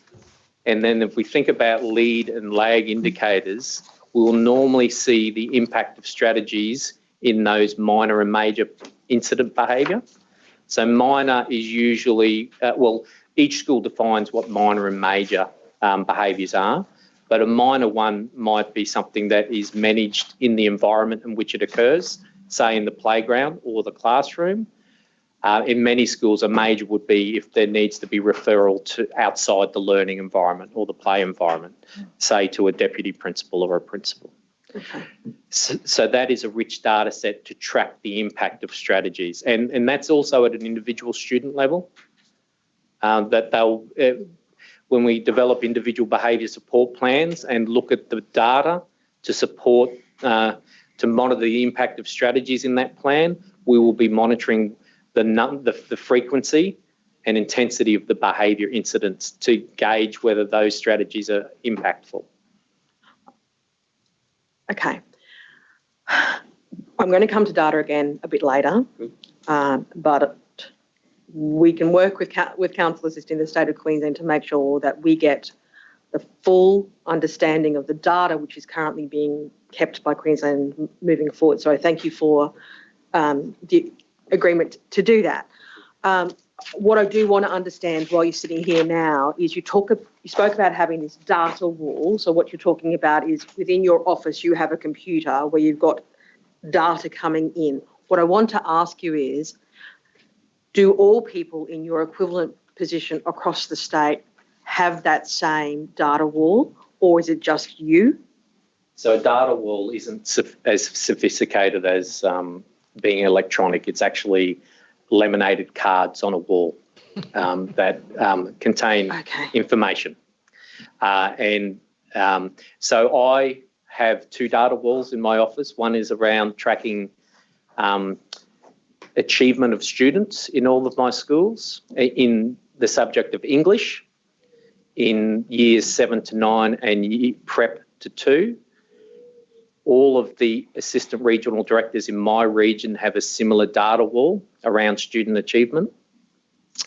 And then I also choose to have a data wall that tracks behaviour in the 10 schools that are part of the community of PBL. How does the information get there? It's extracted from one school. By? We have a regional PBL coach. So we have a number of regional coaches that support schools to implement PBL with fidelity. And I've partnered with one of those coaches who coaches those 10 schools, and that they assist with that data. But that data is freely available at the school level because it comes from the school. So freely available to principals and educators within the school. Yes. To access and analyse and act on as they see appropriate. Correct. Okay. Now I want to ask you, be a little bit more specific about a couple of the cases this week. I won't ask you specifically about Kobe, given that there is ongoing litigation outside this commission, and so it would not be proper for me to do so. But I do want to ask you about Jack. Now, accepting that Jack was at school pre the implementation of the inclusive policy, we acknowledge that. But what I want to ask you is, you'd still accept, wouldn't you, that the system could and should have done better for him, Yes. including but not limited to having been verified under the speech language impairment of EAP categories?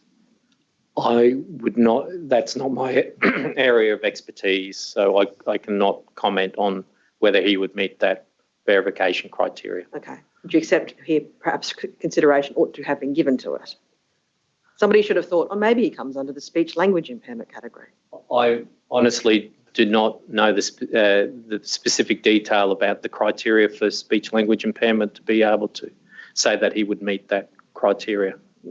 Okay. Honestly. No, I understand that. I understand. I'm not asking you as to whether you could say whether he met the criteria, but as to whether somebody ought to have thought about looking at it. What I can say is, in our current environment, he would have been entitled to adjustments regardless of whether he fitted one of the 6 EAP categories.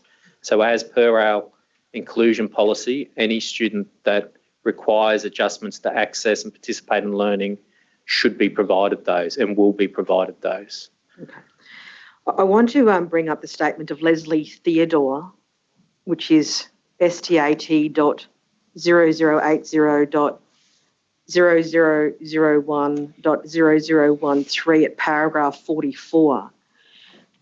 This is where Ms. Theodore passed some reflections in respect of Jack's case. And she says there are a number of factors that may have led to a different outcome. For instance, if school staff had consulted with Sharon, Alex and Jack and implemented their suggestions, it may have led to a different outcome. If school staff had actually understood the implications of Jack's mixture of diagnoses and been flexible enough to provide the necessary adjustments, it may have led to a different outcome. Jack may have finished school if other students were more accepting of people with different attributes and did not make mean comments. If teachers understood the impact of a single comment to a student about something out of their control, Jack may have finished school. Now, Ms. Theodore is an extremely experienced educator and principal education officer within the Department of Education Queensland. Yes? Correct. Be prepared to accept those reflections as being valid? Yes.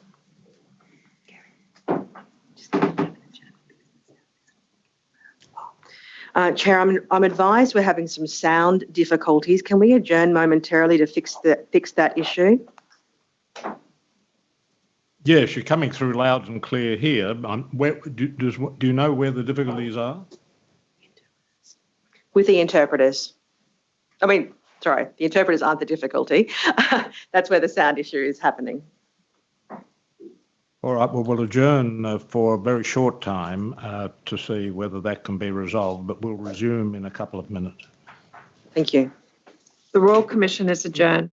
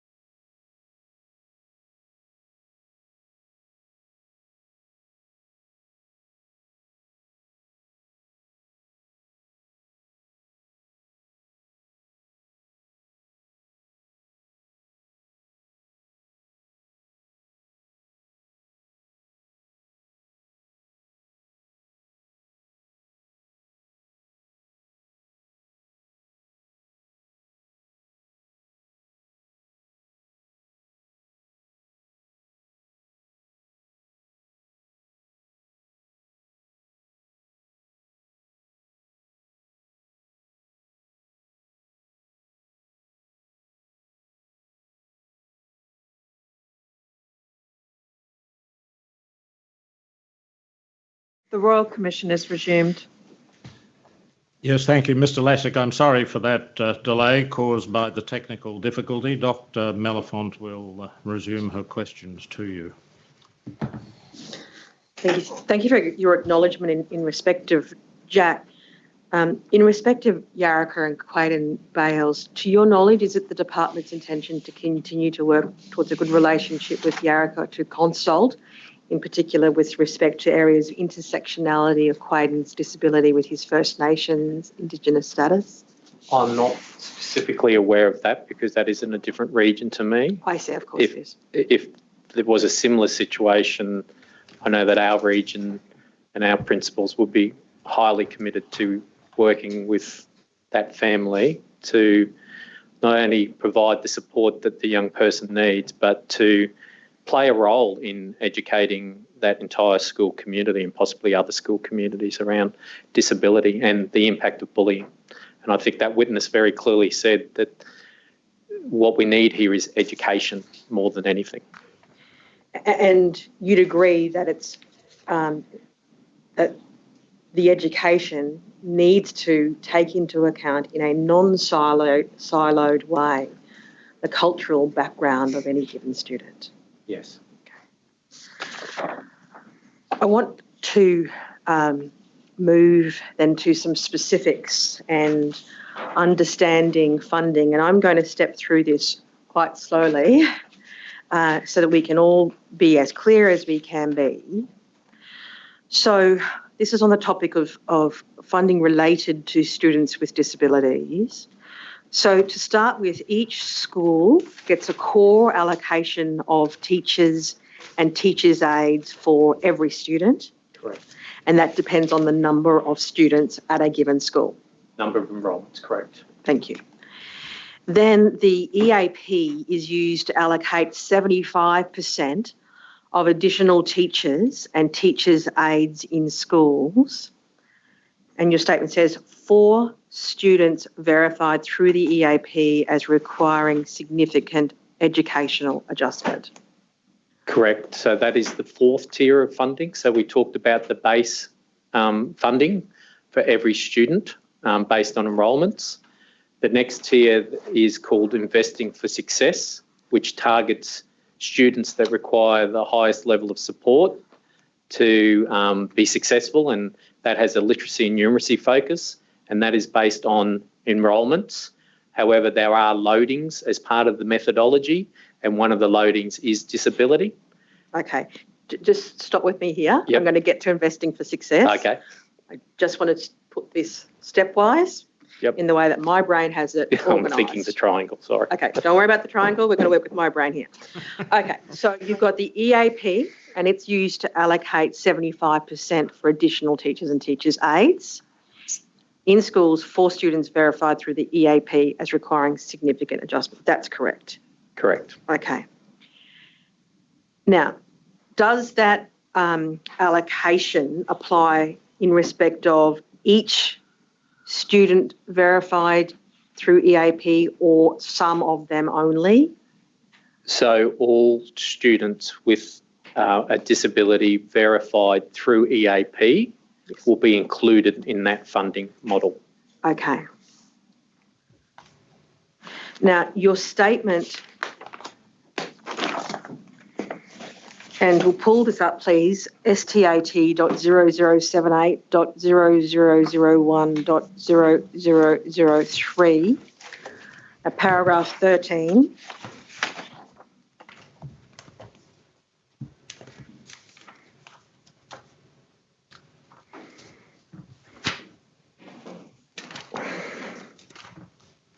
And if we can bring that up nice and big, paragraph 13, please. That's wrong. That's the wrong.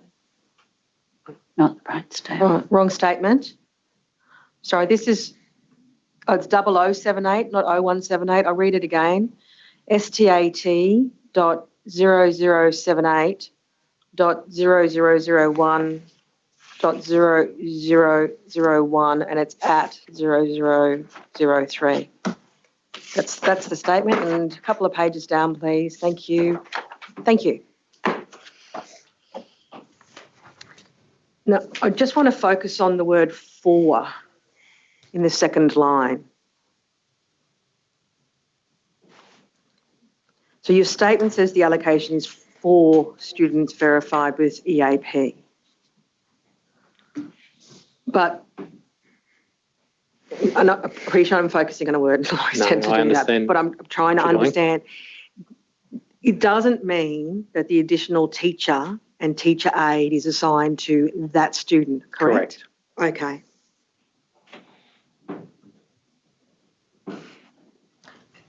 What it does mean is that when the school has a student in respect of which there's an EAP verification, funding will flow into the school. Correct. Okay. But the funding received through that loading is not required to be allocated for students with disability in general, much less specifically students with disability verified under EAP. Is that correct? It's not attached to an individual student, correct. Okay. But it's actually not even required to be spent on students with disability in a general sense? The entire quantum of resources a school has available to them is expected to be invested in all students, including students with disability. Okay, so the answer to my question is yes? Yes. Okay. And it certainly must therefore follow that it's not required to be spent on the particular student with disability who's been verified. No, it's not attached to an individual student. Okay, thank you. The questions so far, I think, have assumed that this is money, but as I understood the previous evidence, the allocation is not primarily money, it's teachers' aides or teachers, is that right? Yeah, Dr. Yes. Mellifont may be coming to it, but I just thought I might have missed something there. Yes, Commissioner, the human resources, so they're teachers, specialist teachers, teacher aides, as opposed to dollars. Thank you. Okay. So, and again, I better just clarify that. Is it allocation for spending on teachers and teachers' aides, or is it actual allocation of teachers and teachers' aides? It's an allocation, for example, of 10 teachers and 50 teacher aide hours. Okay, I understand. All right. Now, in respect of I'm sorry to do this. I'm sorry to do this, but I'd like to understand a little more. The word additional, since we're focusing on words, in line 1, what do we mean by 75% of additional? What does that mean? Who decides how many teachers' aides and teachers are going to be allocated on the basis of the EAP assessments? So the additional is referring to that there's a base allocation. There's also the investing for success that we're yet to talk about, an additional layer of specialist roles, which is called Whistler, which is whole school support student learning resource. So the term additional means that those additional resources for students with a verified disability through EAP is in addition to those other 3 resources that are allocated.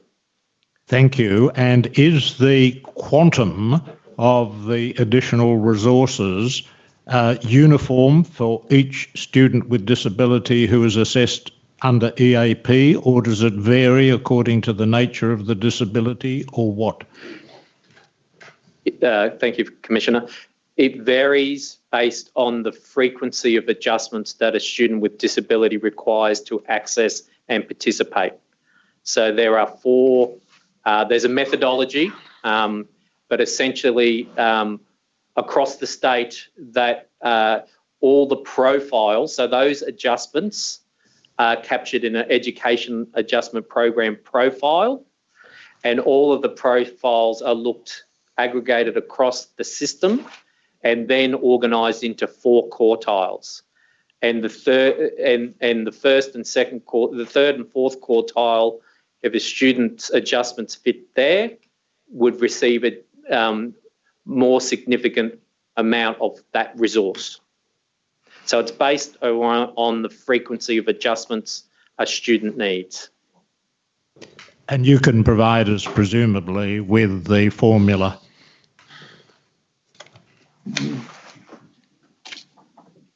Yes, the methodology to determine that. I do believe it is one of the fact sheets that's included in my statement. Good, thank you. We can isolate them. Thank you. Thank you. All right, so we're still on the additional teacher and teacher aid. So the other 25% is allocated based on an index of relative socio-economic disadvantage. Is that right? Correct. And that's not a disability. That's not a disability-related allocation. No, it's based on enrolment numbers and the consideration for socio-economic index. Okay. Now, I want to turn to another source, which is the Investing for Success. And bear with me as I explain to you how I understand it. You can tell me if I've got it wrong. Okay. Investing for Success is based on student enrolment numbers. Correct. Plus, there is a loading for some students identified through the EAP. Correct. And other students, including Indigenous students and EALD students. So there are other cohorts of students that are included in that loading. Okay. And is there a methodology, for example, if you have a student who... No, I'll withdraw that question, I'm sorry.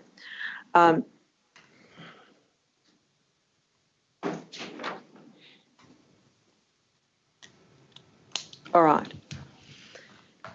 So your statement again uses the word some, that the loading is for some students identified through EAP.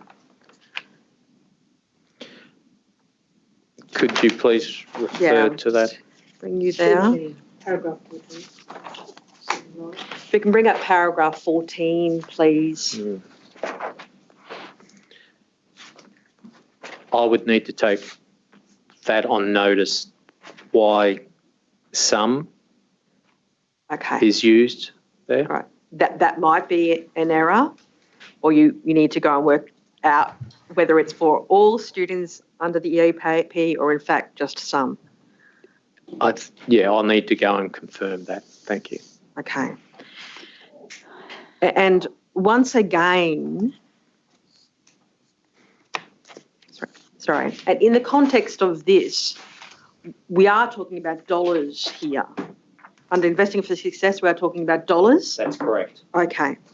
And the dollars received through the loading applied under the Investing for Success program is not required to be allocated only for students with disability. Do I understand that correctly? No. Sorry, that's correct. It's not just for those students. It's for all students, but targeting students that require the greatest level of support to engage and achieve. So, for example, schools will use those funds to either employ a speech language pathologist or top up their allocation. So a school might get 0.6 of the FTE speech language pathologist, and they may use that funds to invest in a full-time speech language pathologist. Okay. So it's the EAP verification which triggers the loading, but the decision about how that is spent is at principal level. Correct. Now, I think you called it Whistler, and I think of something very different when that word is used. So the whole school support student learning resources, that, again, we're talking about funding there, allocation to the schools? No, they're resources. Actual they're resources. people, they're roles, like guidance officers and behaviour support and Indigenous support staff. Okay.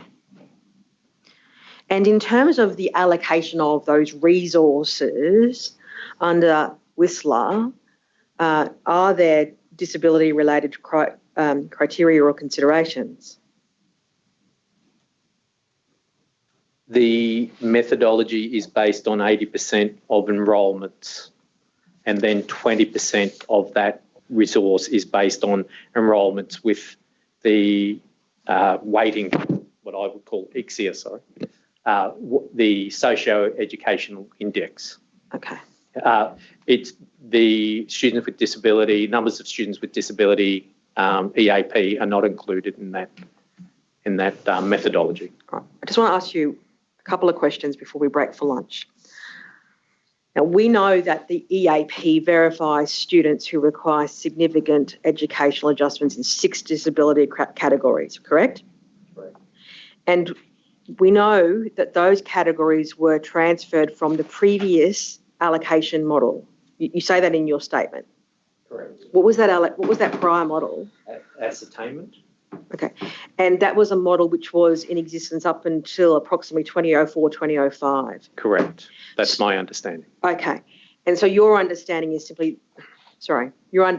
those categories have been carried across into EAP and have remained within the funding model since that point in time, since then up till now. That's my understanding. Okay. Commissioner, is that a convenient time?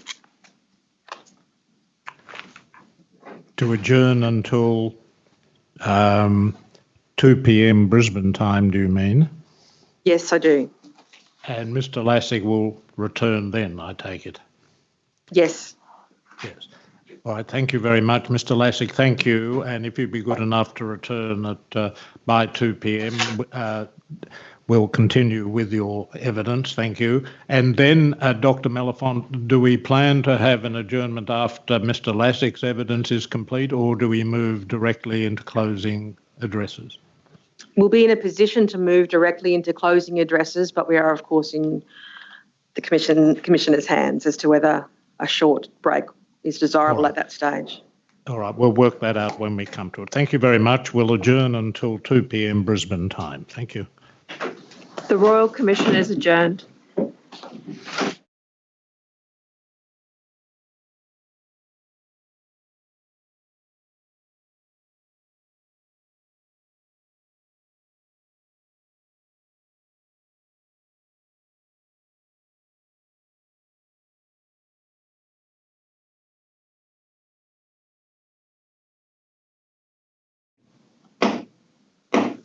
The Royal Commission is resumed. Yes, thank you, Dr. Mellifont. Thank you. Can I take you to paragraph 16 of your statement? And you've already touched on the other resources you refer to in paragraph 16 in the course of your evidence thus far. What I want to ask you is a student less likely to get the assistance of these other resources in the absence of being verified under the EAP? Principals are expected to provide the support to all students and provide adjustments as they require. So I wouldn't say that that would be normal practice, especially now that the awareness amongst principals around the broader definition of disability as per the DDA and the work in the NCCD space, nationally consistently collection of data, is that principals are really clear now that, well, in my region, close to 1 in 5 students require adjustments. So they would be thinking about that. Most principals now would be thinking about that broader group of students in providing support to students. All right, let me bring you back. Okay, you can only speak to your understanding of principals' understanding in the particular areas you work within. You accept that? Correct. Okay. Is it your experience in the past that sometimes students without an EAP verification were less likely to receive the types of supports referred to in paragraph 16? Is the answer to that yes? Yes. Okay. Within your remit now, does that distinction still play out? It may still play out, but the practice has certainly changed in terms of looking at the broader group of students that require adjustments. Is it your expectation that there should not be a distinction in the provision of those services as between students with the EAP verification and those without? Absolutely. Okay. May I ask a question? You said 1 in 5 of the students in your area require adjustments? Yes, as per the nationally consistent collection of data for students with disability. All right, So my question is... In Queensland, sorry, that's 18.63%. My question is, how many students in your area have an EAP verification? In Queensland, that's approximately 6% of students. So that will vary from school to school, Commissioner. So there's a huge difference between those with EAP verification and those who actually need adjustments. Correct. Thank you. And your answer then was 6% across Queensland. What about in your region? Or don't have disaggregation for that? We can disaggregate data for students with disability, but I cannot tell you the exact percentage in my schools. Okay, but that's something we could find out on notice. Correct. Thank you. Can I take you to paragraph 41 of your statement, please?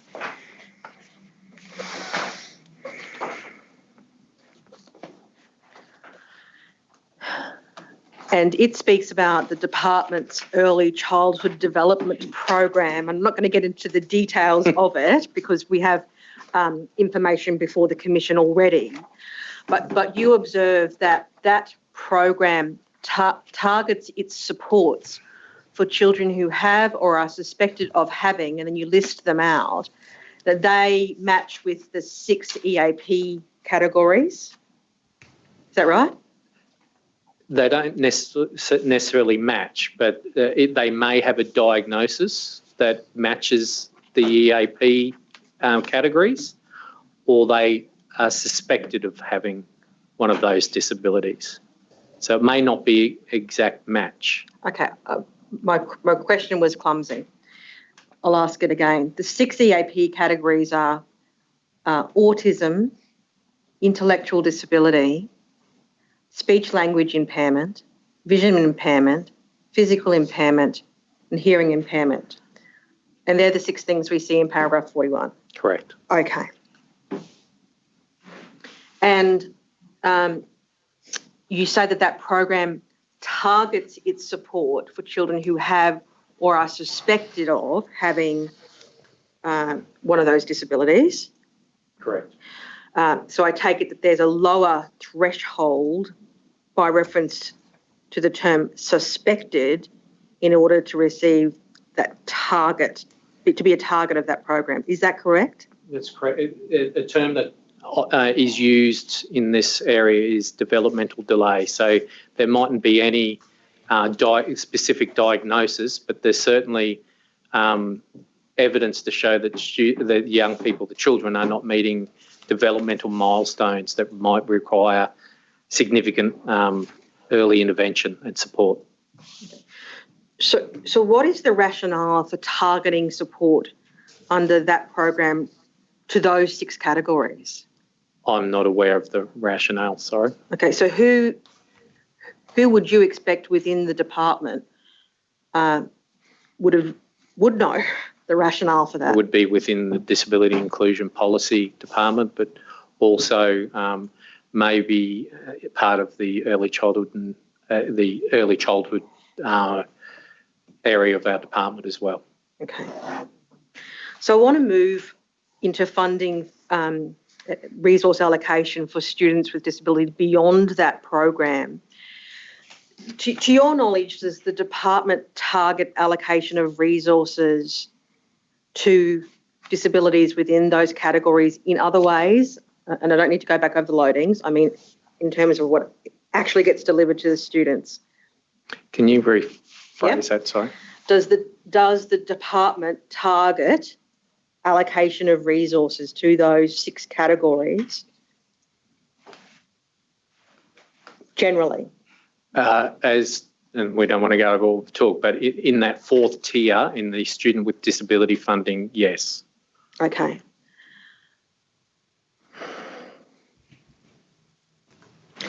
So tell me if this is above your pay grade, and we'll find out who we need to ask this question. So I'm going to suggest to you that targeting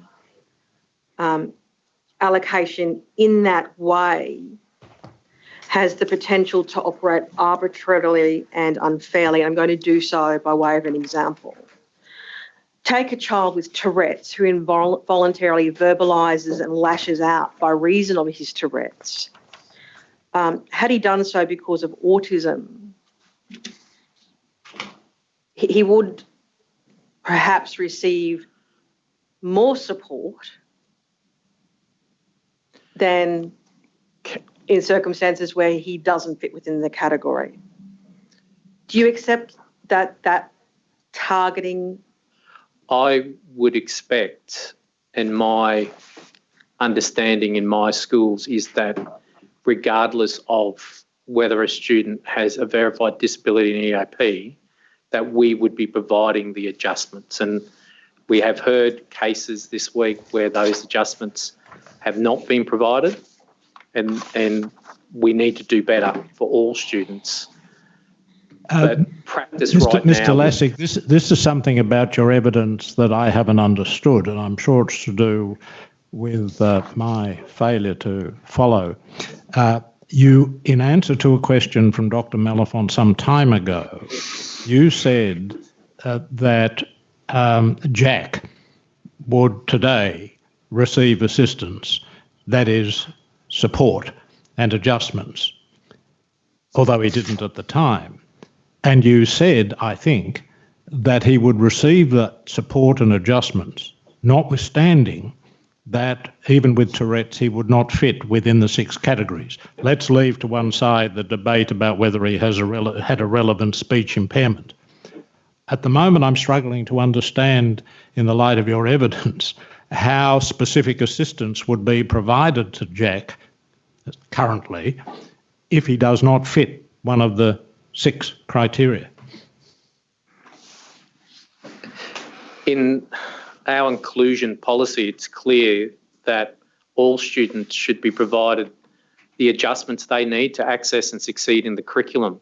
So if Jack was in one of my schools, we would be collecting evidence around his learning, talking to his parents, talking to Jack himself, and ascertaining what support or scaffolding he would need. So for Jack in a school, and they were strategies that were quite routine in my last school, and that might be a space where Jack could go to regulate or to have free movement. It might be that he might use some fidget toys, for want of a better word, or spinners to help regulate his behaviour in class.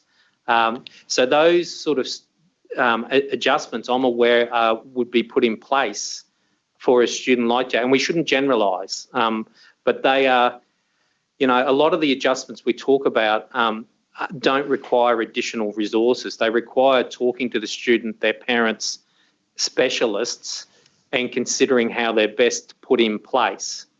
But assuming Jack did require additional resources for adjustment, where would those additional resources come from? And I'm prompted to ask that because when I look at the pyramid that covers the 4 categories that you've been referring to, in Exhibit E to your statement, which is the frequently asked question document, I don't see any reference to additional resources that may be available through the inclusion program for students with disability.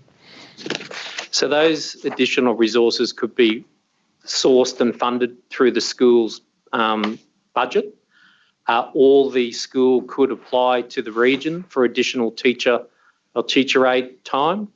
Quite often those requests are made to support the implementation of, for example, an individual behaviour support plan, and it may be a request for supporting a teacher aid to support a student who may need support with their behaviour. So it would either come from the school. There's nothing stopping a school principal allocating existing school funding or resources to support someone like Jack.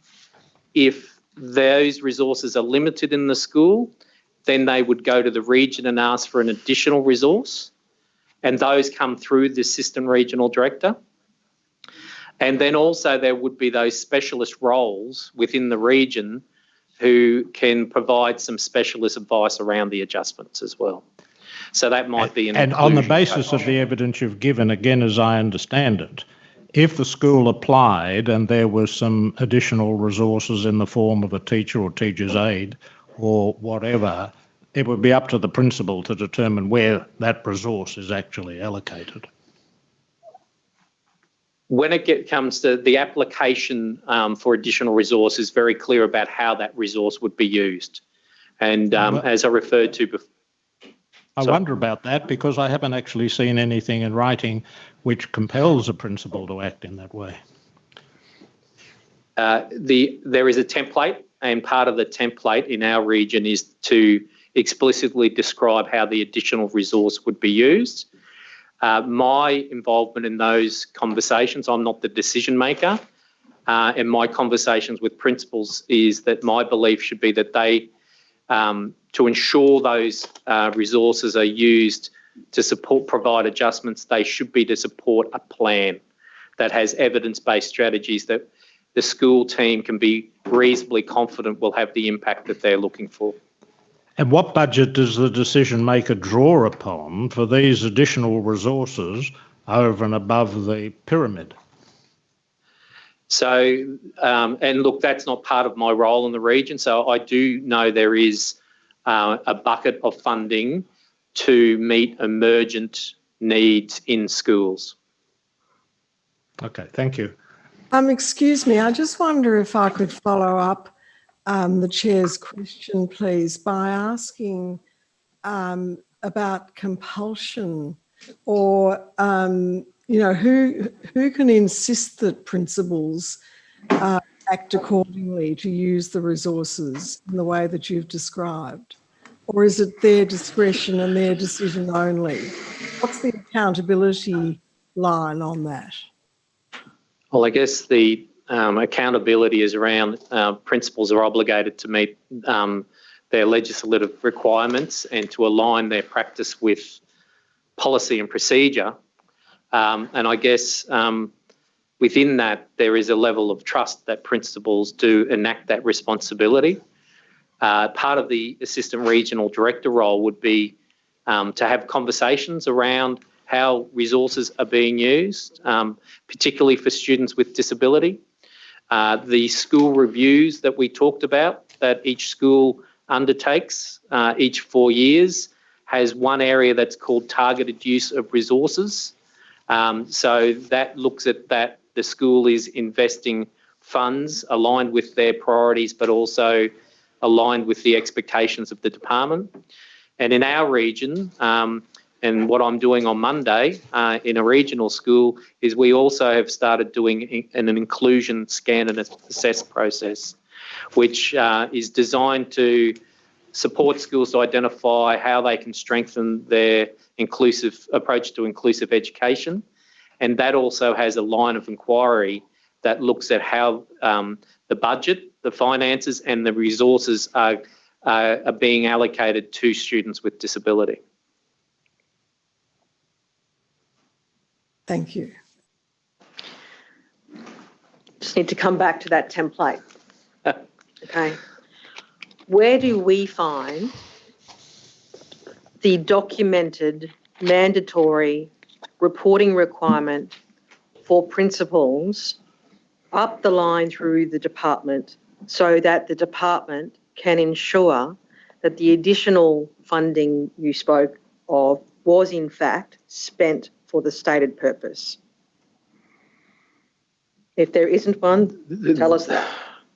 The only evidence that would be available would be plans that are recorded on one school that show strategies, but they will not link the implementation of those strategies with a targeted resource or funding source. So is is the answer to my question that there is not, to your knowledge, such a mandated documentary accountability process?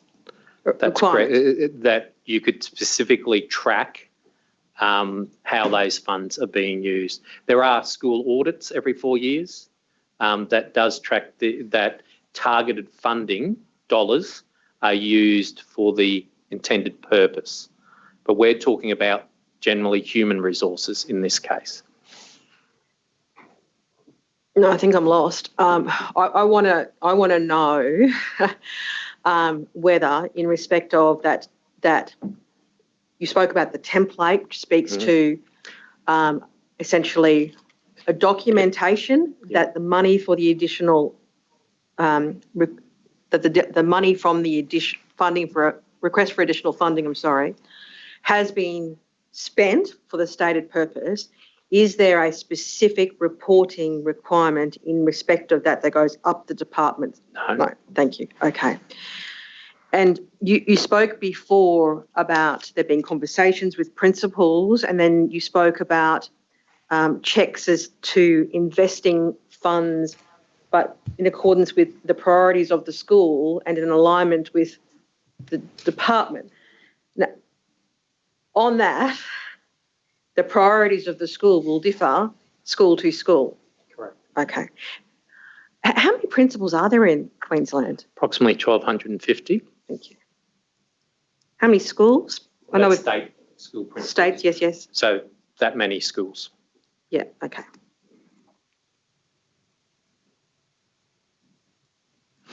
Right. Okay, so now I'm going back a few questions. And what I want to do is encapsulate what I understand to be your position. Your expectation under the current lay of the land, under the inclusive policy, is that all students should be provided adjustments on the basis of their need, irrespective of whether or not they have verification under EAP. Is that correct? That's correct.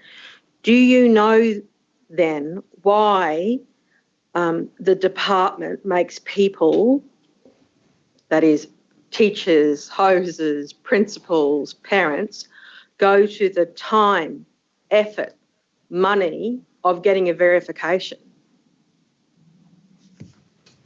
Can you reword that? Yeah. That was more of a statement. Sorry. No, I want to understand if you know why, in circumstances where your expectation under the current inclusive policy is that students with disability are to get adjustments irrespective of whether they've got an EAP verification. Why then do you understand the department to require people to go through the process of an EAP verification?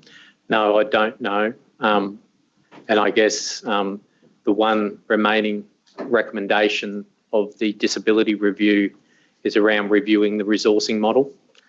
And that is yet to be completed because the department was waiting for the rollout of NDIS to see how whether there was any crossover. So I guess that would be something that was called out in the disability review in 2016 and is something that the department needs to consider when they review the resourcing model. Yeah. Well, just to be clear about it, I just want to make sure that the import of Dr. Melafont's question is clear. As I understand, the implication in Dr. Melafont's question is that there is no point whatsoever to the EPA procedure if the position that is adopted in theory and in practice is that every child with disability will get the supports, reasonable supports or adjustment that child needs. You understood that to be the import of Dr. Melafont's question? I understand that, and I guess that is what's happening as part of the nationally consistent collection of data, is that all students, regardless of whether they have a disability within EAP, that's all put to the side, and it's about what are the frequency of adjustments for those students that are being provided. I want to come to that recommendation and ask some more questions on this before I move to the next topic. And the recommendation you refer to this is in QLD.999.0007.0240.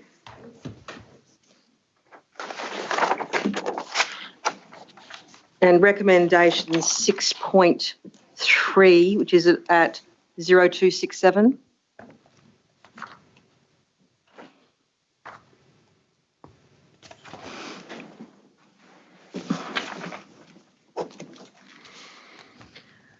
And can we bring up 6.3? And that's the recommendation you're speaking of. That's correct. And we note there it says that the recommendation is for further review. Correct. Now, you're aware that this Deloitte report was February 2017? Yes. Okay.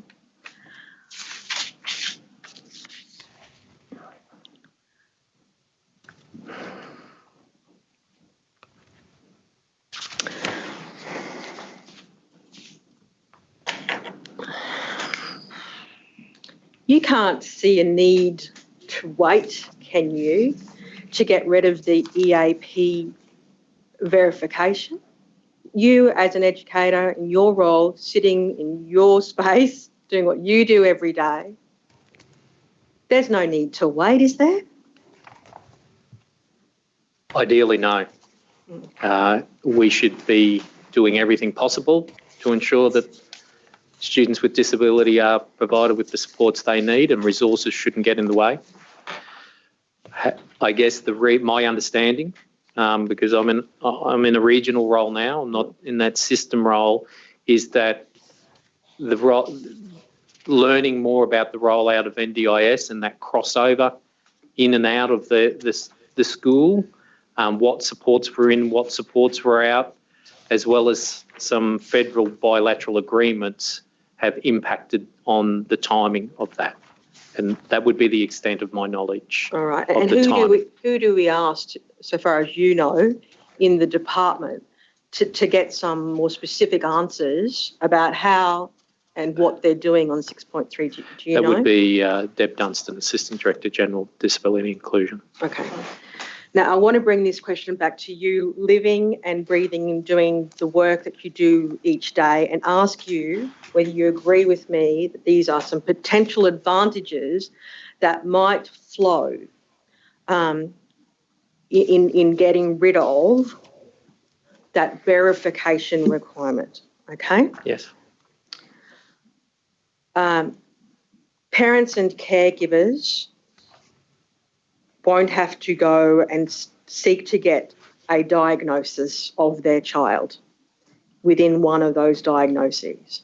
Would you agree? That's a potential benefit. Yes. Okay. Educators within the school, whether that be the teachers, the learning support people, the heads of special education, won't have to spend time working through the EAP verification process. They can spend that time on something else. Yes. And I'm not sure if you heard the evidence of Sharon and Alex, but that they spoke of essentially having to spend a lot of money they did not have, to try and get a diagnosis to fit Jack. And that's not good enough. That's not good enough. And another potential benefit is that it might remove the risk of a child being diagnosed in autism, where perhaps a better or preferable diagnosis might be something else. I'm not in a position to have an opinion on that. Okay. That would be more of a specialist opinion. Right. But if I can put it this way, you as an educator regard it as being absolutely critical that if there is a diagnosis, it is the correct one? Absolutely. Yes. So that you can then be in an informed way and in a properly informed way, make decisions about what adjustments to provide. Correct. I always said as a principal to my staff that the diagnosis helps inform those adjustments, but we need to get to know the student and we need to know their needs and we need to know what helps their learning and what hinders. So regardless of diagnosis, we were always focused on knowing our students and knowing their needs and meeting those needs. Yes. And I accept that there's more to it than the diagnosis, but having an incorrect diagnosis works directly against your objective as an educator in making informed decisions for that child, doesn't it? I can't fully agree with that statement because if I've got a young person with a diagnosis of autism, every student, every person with autism is very different. Yes. So their needs and therefore their adjustments will be very different and sometimes different on a daily basis. So that autism diagnosis at times for educators in the classroom, it's never ignored, but it's in the background because we're looking to meet the needs of the young person that is in front of us. No. I think perhaps you might slightly misunderstand my question, or I've asked it badly. Probably Your not. educator who's making decisions about adjustments will take into account, as one factor, a recorded diagnosis for that student. Yes. Okay. And if it's wrong, then that can lead to that educator making ill-informed decisions because they're taking into account incorrect information. Accept that as a proposition. Yeah, and that's the position that I don't have a clear answer to because that the diagnosis is quite often when the young person is young, it usually doesn't change, whereas the needs of the young person year on year does change, and teachers are genuinely focused on meeting those needs that they're presented with and those opportunities that they're presented with, as opposed to focusing on the diagnosis. That's your expectation of what that teachers are able to do and what you would expect of your teachers? It's more my personal experience. Okay. Not my expectation. All right. Of the teachers that you have worked with? Yes. Okay, thank you.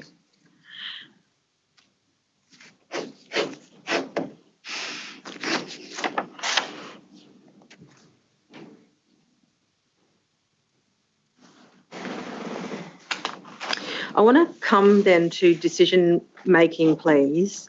I think we have clearly established that once funding is allocated, it is up to the principal to make decisions about how it's used. Yes? Yes. Okay.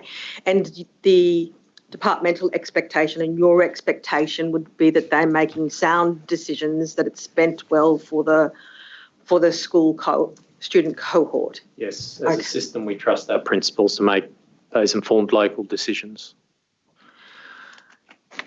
And that is,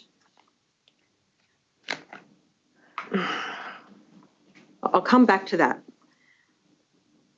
How is the effectiveness of the use of those resources objectively measured, or is it not?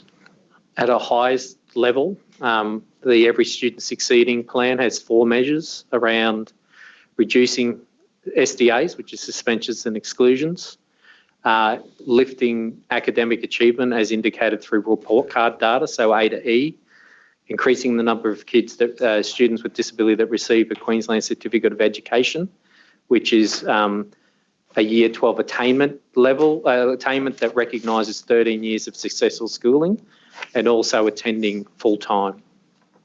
So those measures are collected from a system level. There is a board that overlooks that Every Student was Succeeding plan and the implementation of the plan, and they are provided at a system level with how we are tracking towards those measures.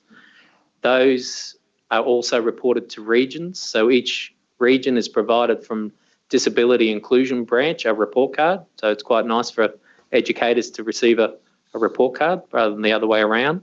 And they show how all the schools in that region are tracking towards those 4 measures.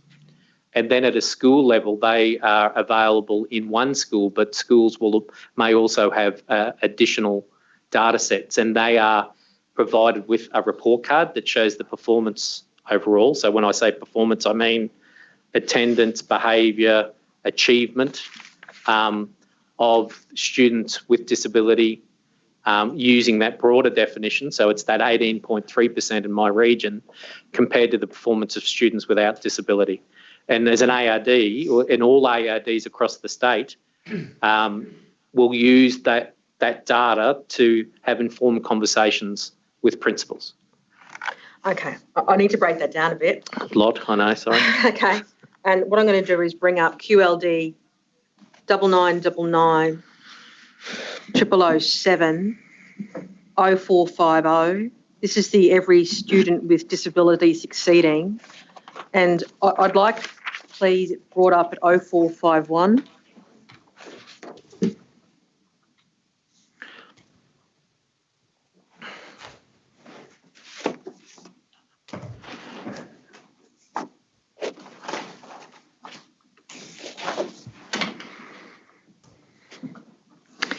And when it's brought up, you'll see that it's got those 4 measures that you've spoken of. In the top right-hand corner, if we can bring those up, we will measure our success by. The first one's improving the A to E performance for students with disability. What's A to E? So that's report card. So that's evidence of learning against the Australian curriculum in prep for year 10 and success in senior subjects. Right. Now,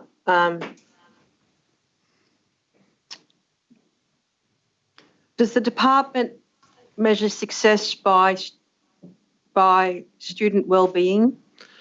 It does, and my understanding is we're currently looking at some wellbeing, some way of collecting data across the system, consistently across schools to measure that. I have schools that collect it locally, so there are tools like Tell Them From Me that some schools use that are focused on wellbeing. Each year, students are invited to, and staff and parents, to participate in a school opinion survey, and there are some wellbeing survey items in those, but they're not as specific as other tools that I imagine the department's exploring. All right. So if I could break that down, currently, in terms of deliberate measurables, wellbeing is not within the Every Student with Disability Succeeding. That's correct so far, isn't it? That's correct. That the department state school improvement strategy, the previous version was submitted in the November hearing, has been updated to highlight wellbeing as well as inclusion as 2 key priorities for the region, for the system. So inclusion and wellbeing are highlighted as system priorities. Okay, but not at this stage part of an embedded process to deliver a measurable. Is that correct? Correct. Not at a system level. Okay. It may reside at school level. Okay. And who can give us the specifics as to precisely what and when's going to happen in that respect and in respect of the mental health and wellbeing points you raised in your previous question?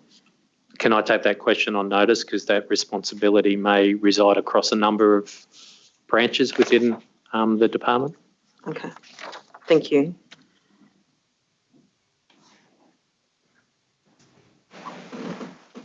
Excuse me.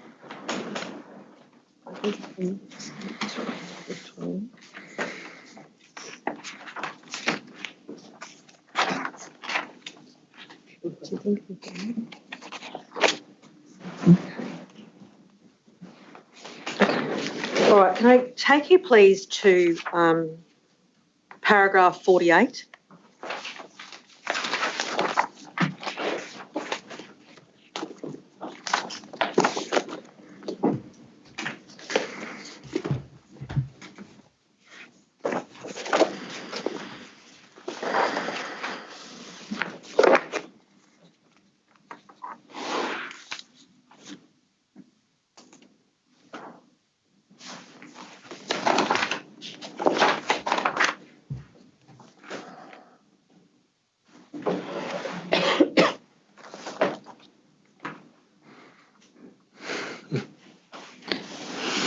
And this is something you mentioned before.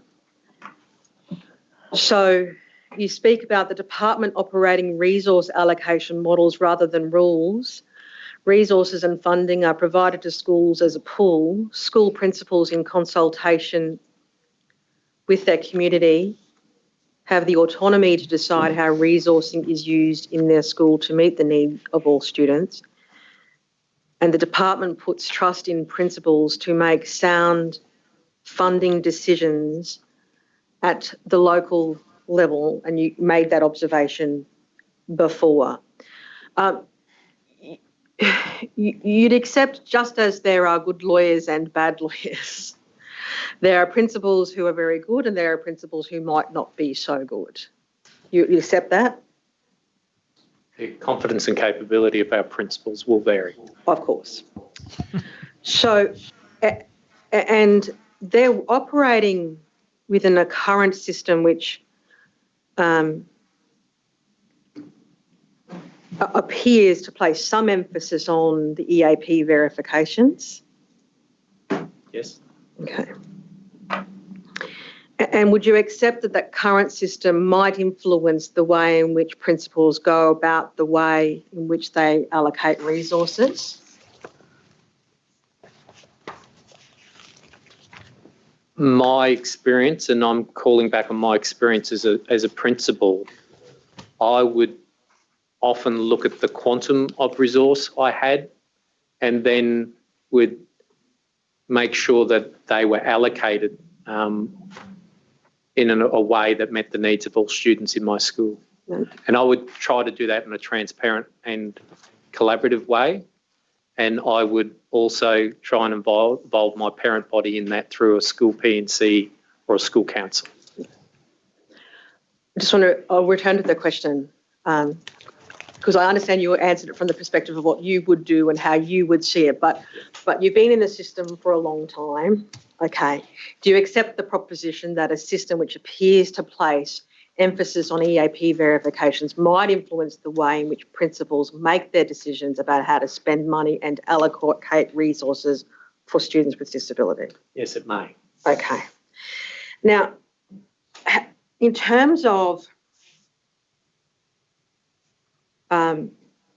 that trust that you say the department puts in principals to make those decisions, and I take it that similarly that applies to adjustments provided to students on an individual basis, there's trust put in principals at that level, is that correct? Yes.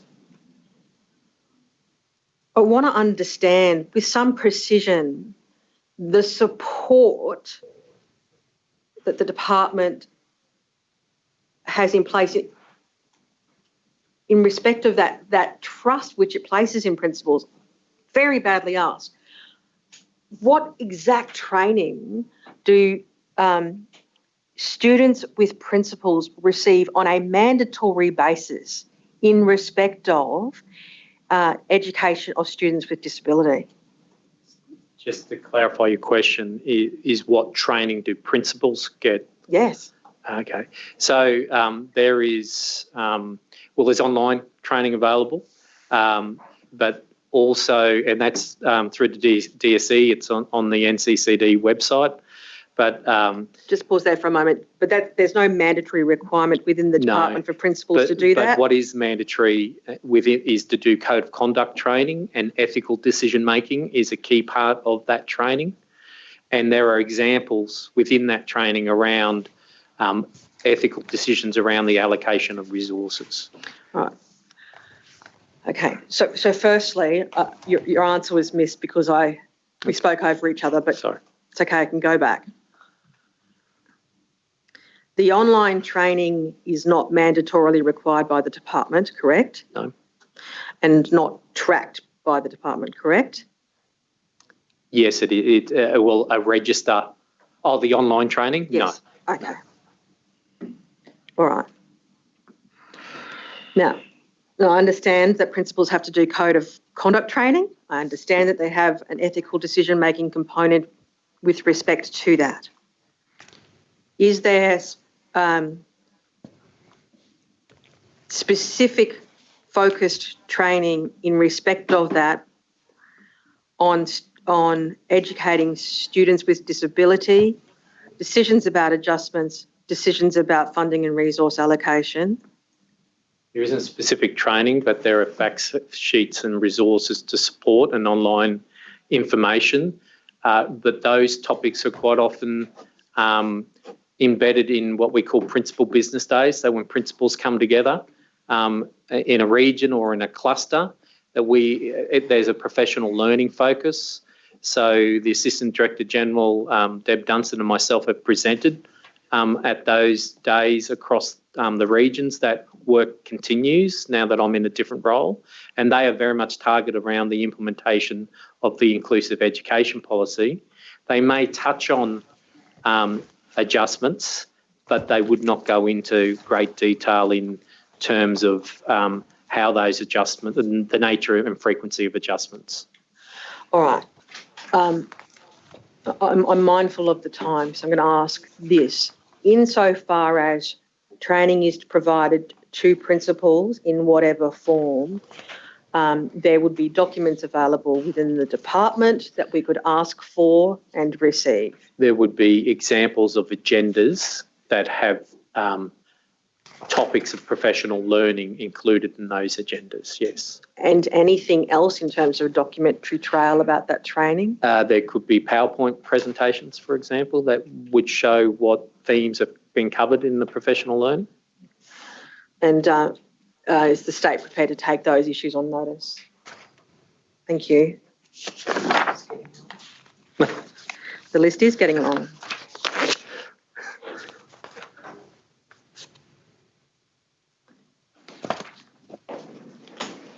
But then, given the percentage of students who have disabilities, this is not surprising if the list of questions we might have is getting long.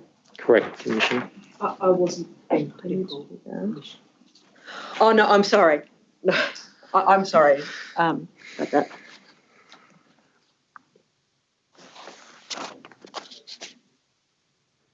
Okay, can I take you please to paragraph 53?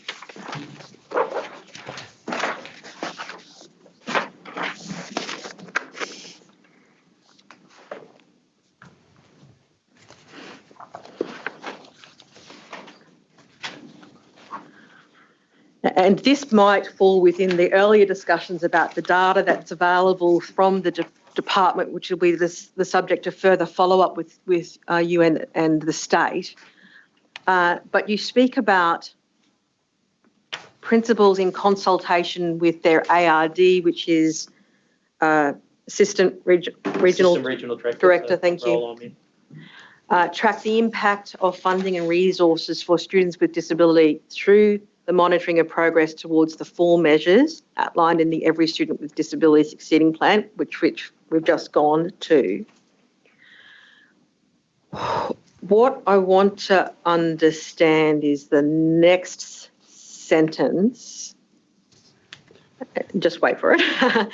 This is done through disaggregating key data sets for all students and analysing the performance of cohorts of students, including students with disability.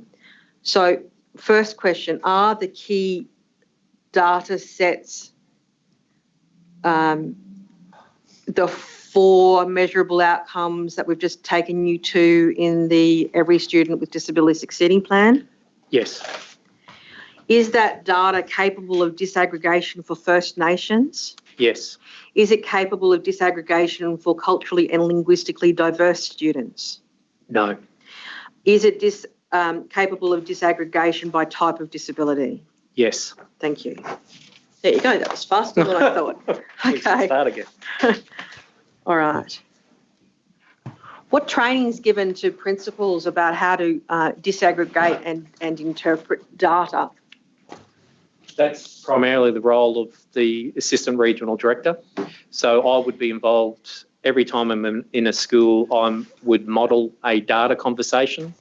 So we have a interactive business intelligence tool, which is a database where we can actually do that aggregation, and we can look at the attendance or achievement of students with disability, for example, and compare that to students without a disability. So that would be modelled. There has been what we call data literacy training that has been offered for principals as well as for assistant regional directors as well. So it's all about having that data literacy, because we can collect a lot of data, but if we don't have the skills to analyse it and use it to inform practice, we're wasting a lot of time. So there is professional learning. They would learn from colleagues. Each school would normally have, some schools have data coaches. Usually medium to large schools will have a person who is their data expert for the school. So they would provide that advice and support, but once again demonstrate how the data could be best analysed. Okay, so let me break that down a bit. Have you received specific training in data analysis?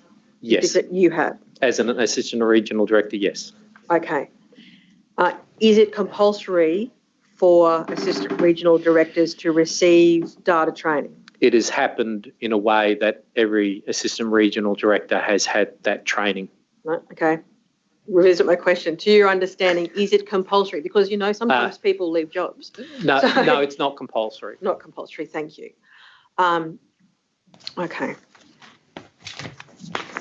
Excuse me for a moment. You're right. That's that done. That's that done. And I think that's done. Yeah, okay. I'm going to turn now, please, to the topic of reasonable adjustments.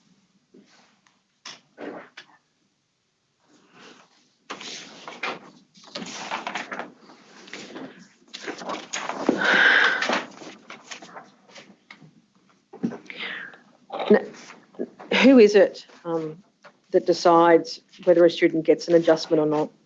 A student with disability gets an adjustment or not?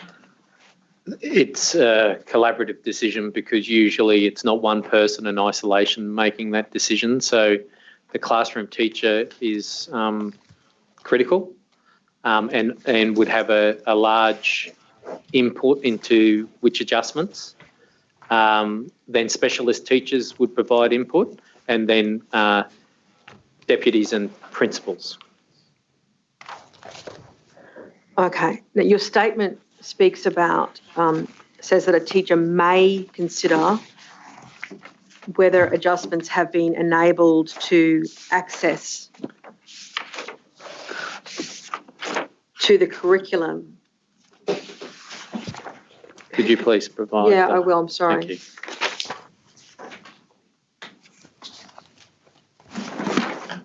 you. One thing I haven't made a note of, I'm sorry, it won't be a moment.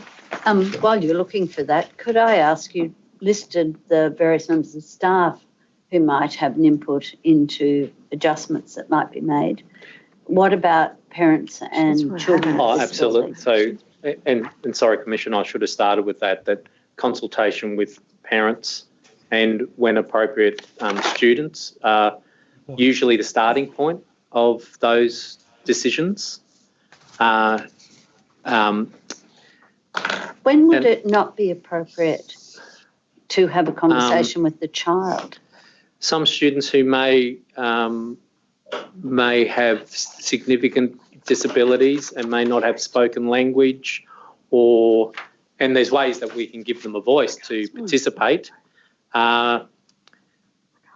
or students who having that conversation may impact in a negative way. It may cause anxiety for them. But generally speaking, students definitely should be part of that consultation, and how they are consulted will vary based on the age of the young person. Sure. So very much so in secondary, Commissioner. I'll come back. Oh, I'm sorry, Commissioner. Thank you. I'll come back to the question that I asked before later. Okay. Can I move on? Okay, so I don't. Now, the evidence we heard from Ms Dunstone in Townsville is that an adjustment might not be fully met because it may not be within the resource capacity of the school. And for the record, that was transcript 289, line 35. To your understanding, is there a funding limit of when an adjustment is within capacity? Not within, from a departmental point of view, from a system point of view, no. Okay. So there ought not be any variation between the schools then? If a school wasn't in a position to provide the adjustment, the region would support them. So, for example, a small school that has a young person with a physical impairment that requires a change table for a change, that school may not be able to immediately afford to purchase that. They can loan that equipment and then they can budget for that in future years. So the region would certainly step in and support in that case. Okay. And so your expectation is that those things are done, and conversely, if those things aren't being done, you'd regard that as being a problem? My expectation would be that they're done, and if the school doesn't have the resources, the system does. Okay. And if it's not happening, that's a problem from your perspective? Yes. The problem of the system? Yes.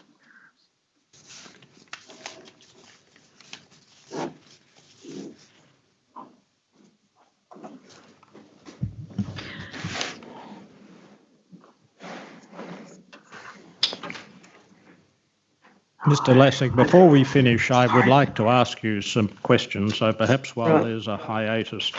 I take it that there has been an attempt to implement the recommendations in the 2017 report. Correct.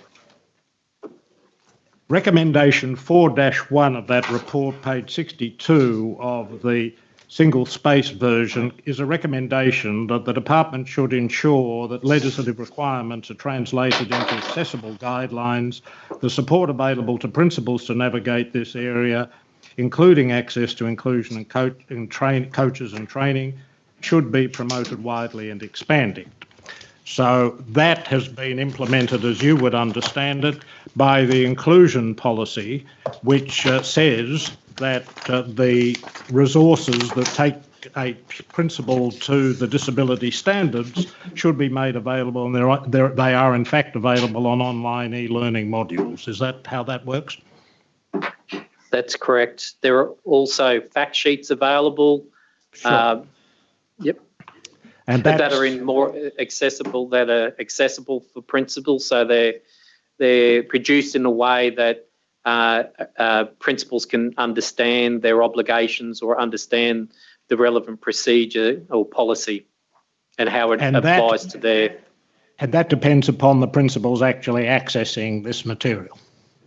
Well, one strategy that is used is the old-fashioned snail mail, whereby every principal in the state receives a hard copy pack of all the relevant fact sheets and informations, including posters and postcards. So and what about the disability standards themselves? No, they don't provide those. No, they don't. So no. I'm sorry to rush, but I just want to make sure we can cover some things that I'm interested in. The disability standards, then, knowledge thereof on the part of principals depends upon what inquiries the principals themselves make. Yes, Commissioner. However, our policies and procedures have been written, and as they're reviewed, we ensure alignment with the DDA and the DSE. And, for example, the newly developed Student Code of Conduct, the template provided to schools has that alignment built in. So if principals follow that template, that will mean that they're meeting their legislative obligations. Do you mean that that document, in whatever form it takes, sets out the relevant standards as to reasonable accommodation or adjustment? No, Commissioner. It's got a link. It has a link, doesn't it? Yes, it does. Just as the disability inclusion policy has a link, but it doesn't set out the details, does it? No. No. Not to my understanding. You wouldn't know from reading the policy on inclusive education what the disability standards require unless you actually take the time and trouble to go to the disability standards and look at them yourself. Correct. And you don't know how many principals, in fact, have done that. No. I know they should have, but you don't know how many have. Is that right? No, I don't. Okay. That's correct. And you've heard evidence this week that there have been decisions made apparently without reference, without people necessarily knowing what the disability standards required. Yes, we have, Commissioner. Yes, and that could still happen today, couldn't it? Yes, it could. And the likelihood of that happening today is perhaps increased when one looks at the student discipline document, which contains no reference whatsoever to reasonable standards, does it? The discipline procedure? The document that is Exhibit I to your statement, it's headed Procedures, Student Discipline, 16 March 2020.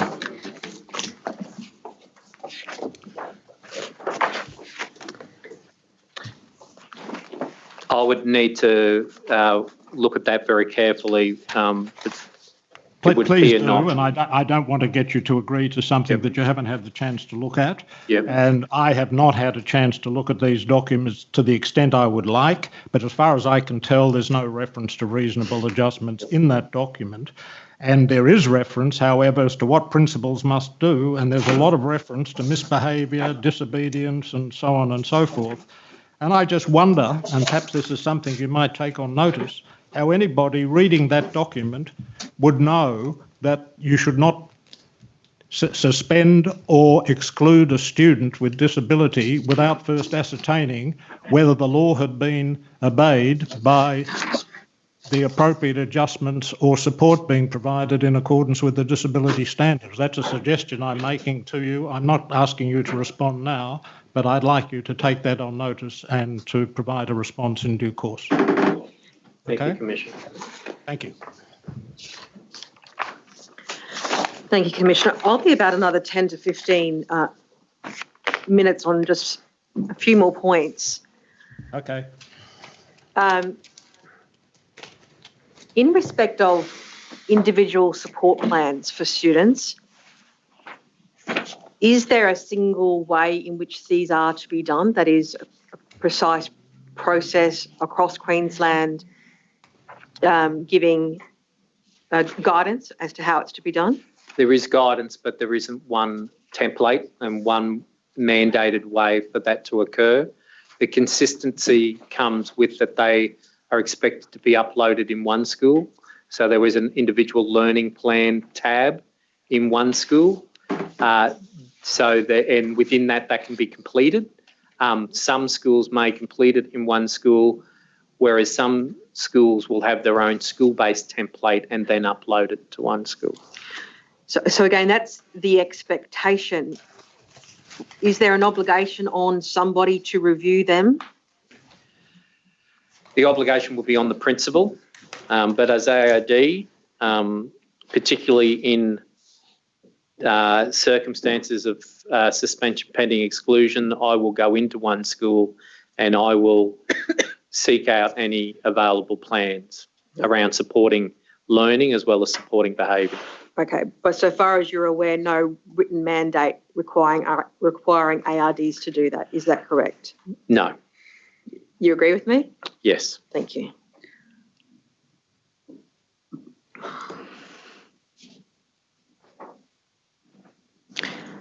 And in respect of individual teachers, is it your understanding that there's no mandatory training of teachers in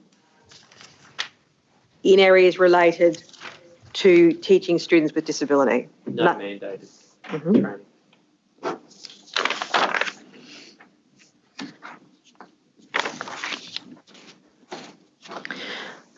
I want to move to student disciplinary SDA rates. We've heard this week from some of the academics that data around exclusion of students is not made available publicly. Is that the position with respect to Queensland data, to your understanding? Yes. And do you know why? Or is that No. a decision made by others? I just know it resides locally in schools And just is aggregated at a regional level. right.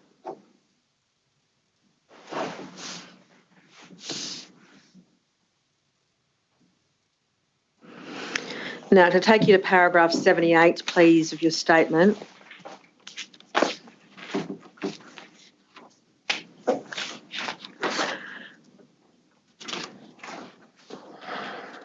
And you speak about a student's individual circumstances being taken into account, and you've given evidence about that today. Now, obviously, you're speaking from your experience in your role. Did you hear the evidence of Ms. Haythorpe, Ms. Theodore and Ms. Howlett Yes, I did. this week? And you'd agree that there are indications within that evidence that that is not uniformly the case? That is what you've set out in paragraph 78? There would be inconsistencies around how individual circumstances are taken into account. Is that something that concerns you from a systemic level? Yes. Do you know whether there are precise means by which the department that these matters referred to in paragraph 78 are monitored?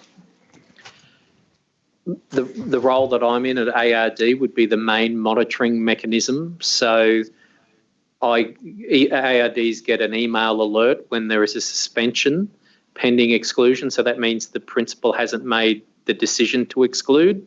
They've made the decision to suspend, and they are collecting evidence to make the decision around exclusion. And at that point, that presents an opportunity for the ARD to have a conversation with the principal around their thinking around the decision. Okay. And beyond that, no formal requirement? No. Agreed? Agreed. Okay. And so if we look at that paragraph 78, in light of the evidence we've heard from those three witnesses, from a whole of Queensland education perspective, that might be more aspirational than reflecting actuality consistently across Queensland. But principals do know those individual circumstances best. So they'll be aware of what is happening in a student's life that should be taken into consideration. And that's your expectation of the principals, yes. And once again, I don't want anybody to take my observations as a generality, but that I've just made. There is a way to go. We can do better. Okay. Can I ask you whether somebody at your level necessarily hears about multiple suspensions? That there is an absolute process by which, if there are multiple suspensions of a student, that information will come to you as a trigger? No.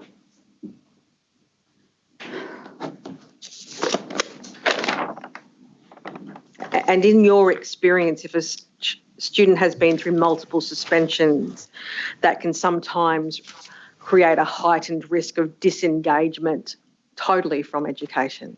Absolutely. I want to move to barriers to enrolment. And at paragraph 95 of your statement, you say that the only person with authority to refuse enrolment is the Director General. Now, we've heard evidence this week from Ms Haythorpe and Ms Howlett about informal methods of preventing enrolment. Did you hear that evidence? Yes, I did. Okay. Were you aware of practices like this occurring in Queensland? I'm not aware of them in my group of schools, so I've not come across it in my region in the role that I'm in now. Having heard that evidence yesterday, is that something that concerns you? Very much so. Something that the department needs to look at very carefully? Yes.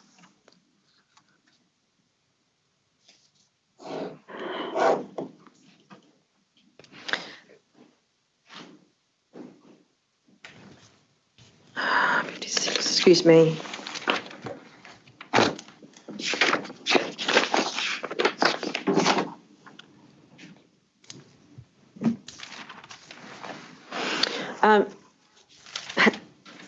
if a student becomes disengaged from the system, or the system becomes disengaged from the student, how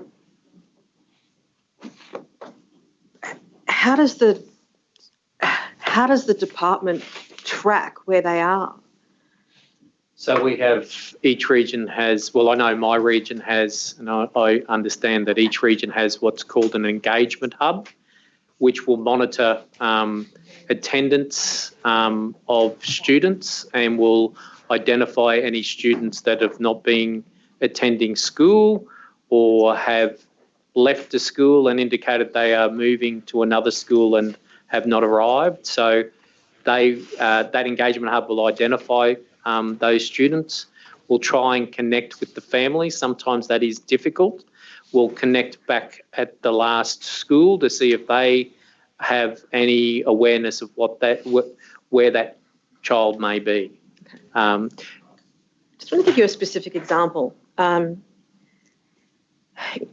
the case of Jack, who went to a flexi school and there was disengagement, and the Commission has information that the flexi school wasn't mandated to let the department or the school know that had happened. Is that how that works now? Not in my area. There are some alternative programs that are offered by groups of schools, and the practice is that they need to, on a daily basis, let the school know that they're enrolled in, that they are attending that program. Okay, so your understanding is that it's a current mandatory requirement of those alternate learning places to let the department know if the student hasn't turned up. If they are departmental programs and the student is enrolled in a state school. Okay, and if not, then no. I don't have any, I'm not aware of those other non-state programs and their protocols, sorry. Okay. I want to turn to bullying. What centralised data does Queensland Education keep about the extent of bullying within Queensland schools? My understanding is there's no statewide data collected. Okay.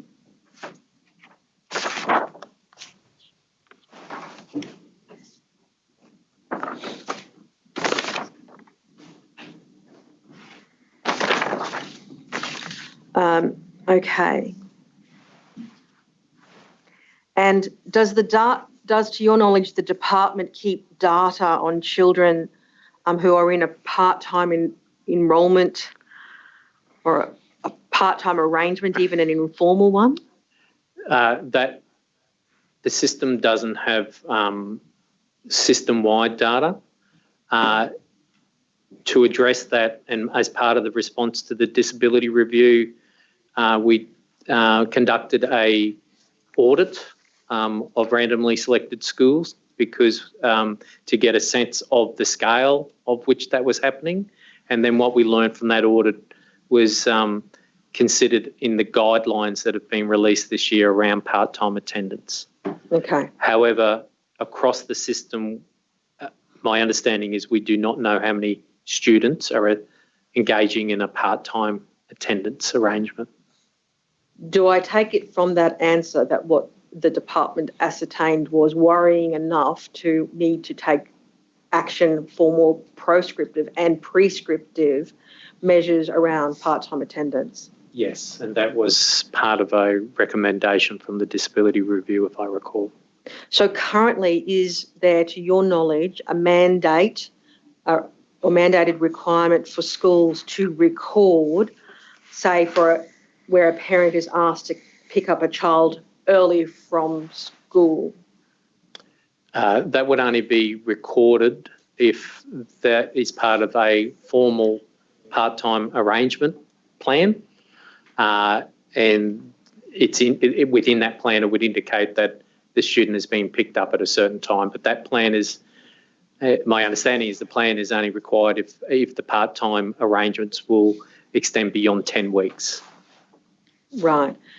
So if it's formal but not of a relevant duration, or informal, then there's no mandate for that information to be kept by the school. Is that correct? There's no mandate, but it would be good practice. And as a principal, I would always have that documented and recorded in one school.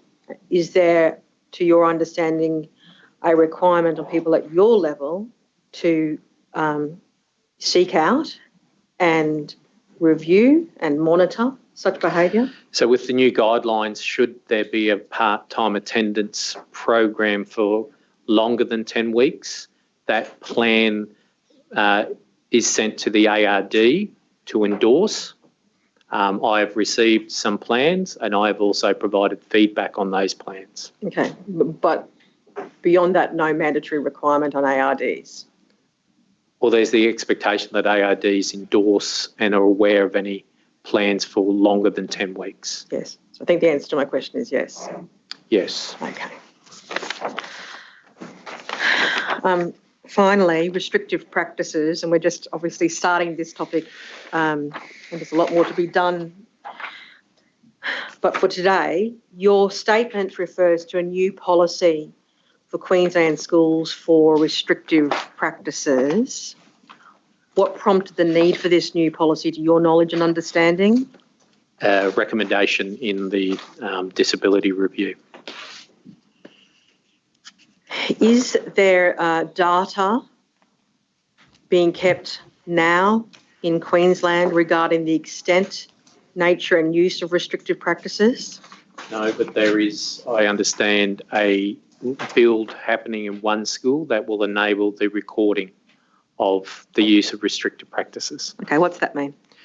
So there's no system-wide, schools are expected to put it into one school, but there will be a unique component of one school where those any use of restrictive practices can be recorded. Okay, so currently a principal may put a note in one school around the use of a restrictive practice. Once there's a new build, there will be a specific tab, for example, within one school that will need to be completed if there is a restrictive practice that has been used. mandatory. That is my understanding. Okay. Who do we ask? I think we could ask the Assistant Director General State Schools Operations regarding that. Do you know what training staff will receive on the implementation of the new policy? I know that all principals in my area and in my region have received training on the new procedure that was scheduled during COVID, the significant part of people working from home, even though schools are open. So those training sessions, workshops took place online. So we saw that that was still important to progress with that. We also, each region has a principal advisor of restrictive practices, and they are providing that expert advice around the restrictive practices procedure. So if I'm involved in a conversation with a principal and I think that we need to bring an additional level of expertise to the conversation, I will connect the principal with that principal advisor. Right. Did that training include the legal obligations of staff? Yes. Did it include training as to evidence-based positive and proactive behaviour support strategies? It talks about using least restrictive practice. So it won't talk about how we can avoid the use of restrictive practice as a last resort. That will be contained in a school's code of conduct, student code of conduct, but it does reference that a restrictive practice should be only used as a last resort when other evidence-based strategies have been already used. Okay, so I think the answer to my question therefore is no. No. Okay, agreed?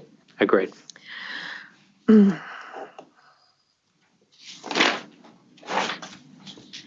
At paragraph 68 of your statement, you say, it's my understanding that the department will also engage an expert external provider to deliver physical skills training for all school staff in 2020. And that statement was written in March prior to what's happened in the world since. So I would have to take that as a question on notice on the status of that appointment of an external provider. Okay.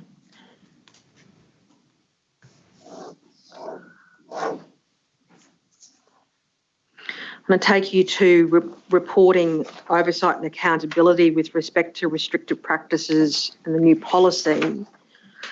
You set some information out about this at paragraph 69, which says, and I quote, "The new restrictive practices procedure clearly outlines reporting and oversight mechanisms for principals, including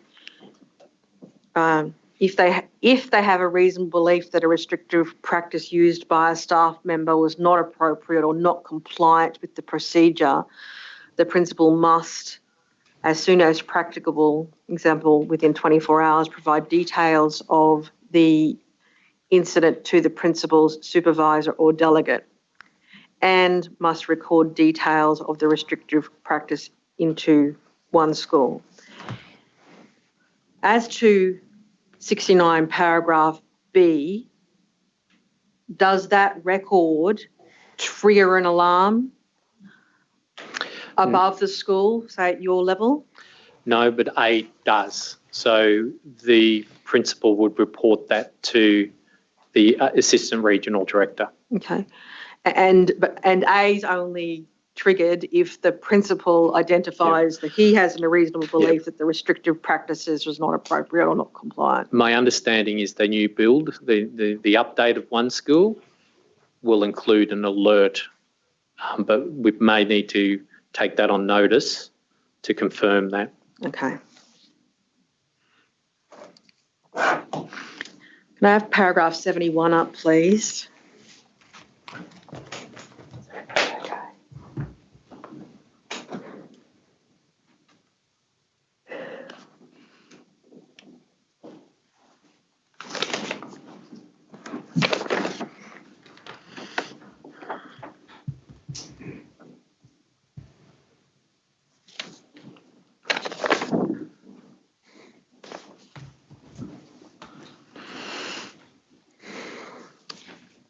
And we've touched on this just now.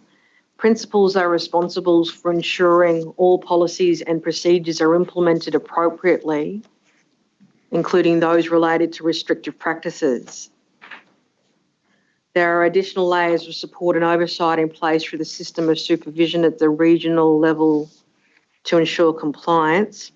For example, principals regularly discuss and seek feedback from me on risk management plans that complement individual behaviour support plans to help ensure compliance with relevant policies and procedures. So when you talk about additional layers of support and oversight, you're speaking about the ARD engaging with the principals. And the principal advisor restrictive practices. Okay. And insofar as the ARD carries out that, it's according to what they see as appropriate themselves as to what interventions or discussions need to take place. Yeah, the role of the principal advisor is critical here because they have that absolute expertise in the restrictive practices procedure. So they will give advice around aligning with the expectations and the legislative obligations within the procedure. Whereas ARD, I would be in that space, but I would also be providing support. I've actually sat down and done some risk management plans and individual behaviour support plans with school leaders and teachers as well. So it's a quality assurance measure. Okay. How many principal advisors in that role will there be, or are there? There's 7 across the system. And no intention currently to expand it beyond 7? 7's the number at the moment? I'd have to take that on notice, but my understanding would be there will be 1 for each region. Okay. And your understanding is that there is not currently any mandated requirement for principals to elevate to principal advisor beyond what we've discussed at 69? That's correct. Okay. Do you have any concerns about the extent of accountability built into the current restrictive practices procedure?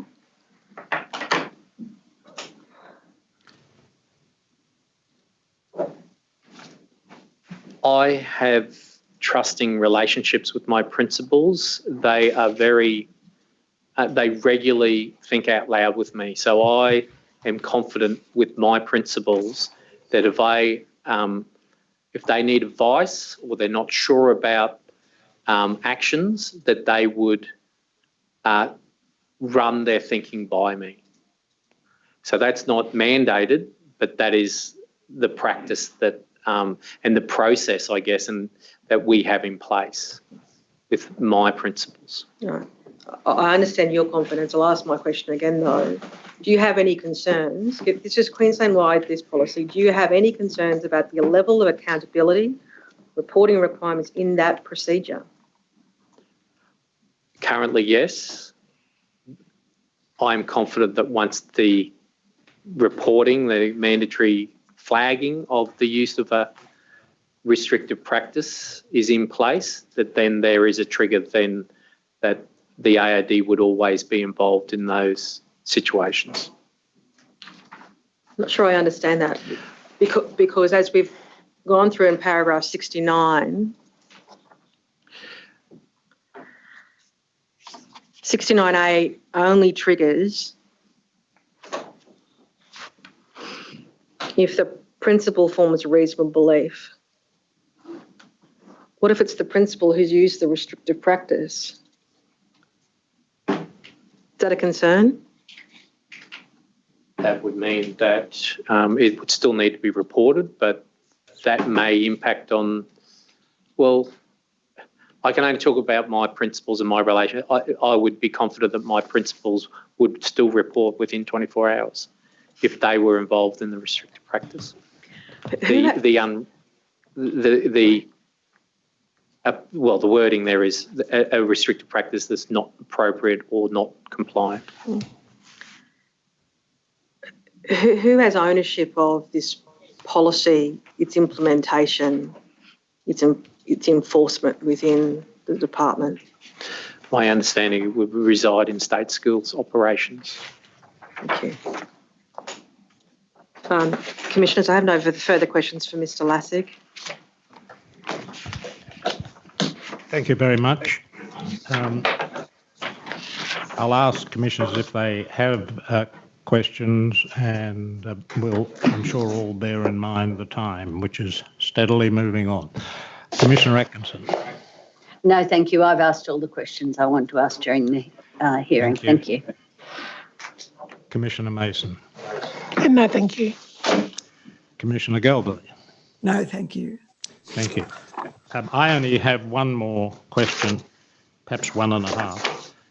The student discipline procedure, did you have any input into that? The one that's currently enforced? Not directly, but I was asked to provide feedback on the resources that accompany that to help principals enact that procedure. And do you agree with the contents of the current student discipline procedure? I am committed to implementing the procedure.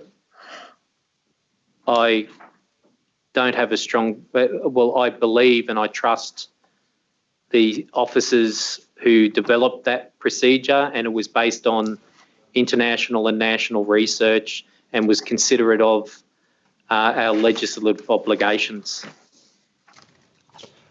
Well, I wonder about that in the absence of any reference to the disability standards and so forth, but perhaps that's a conversation that is best continued with others and elsewhere.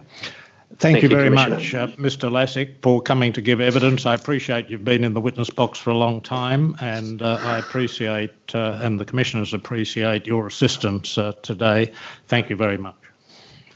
Thank you. Dr. Mellifont, do we proceed directly to closing statements, or do you wish to adjourn for a few minutes to reorganise, as it were? Might Mr. Lassick be excused? I'm sorry? Mr. Lassick can be excused, yes? Of course, yes, of course. Yes, thank you. Feel like I'm back at school. Chair, we're ready to proceed, but we're in your hands. No, we'll go ahead. If we're ready to proceed, then the sooner we start, the benefit will be the sooner we finish. So please So, go Mr. ahead. And I think it's Mr. Power, is it, who is to make the closing remarks? That's so. Thank you.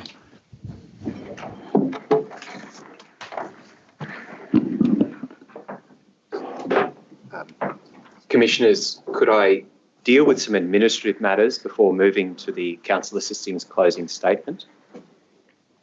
Yes, please do. The first is to correct the exhibit record.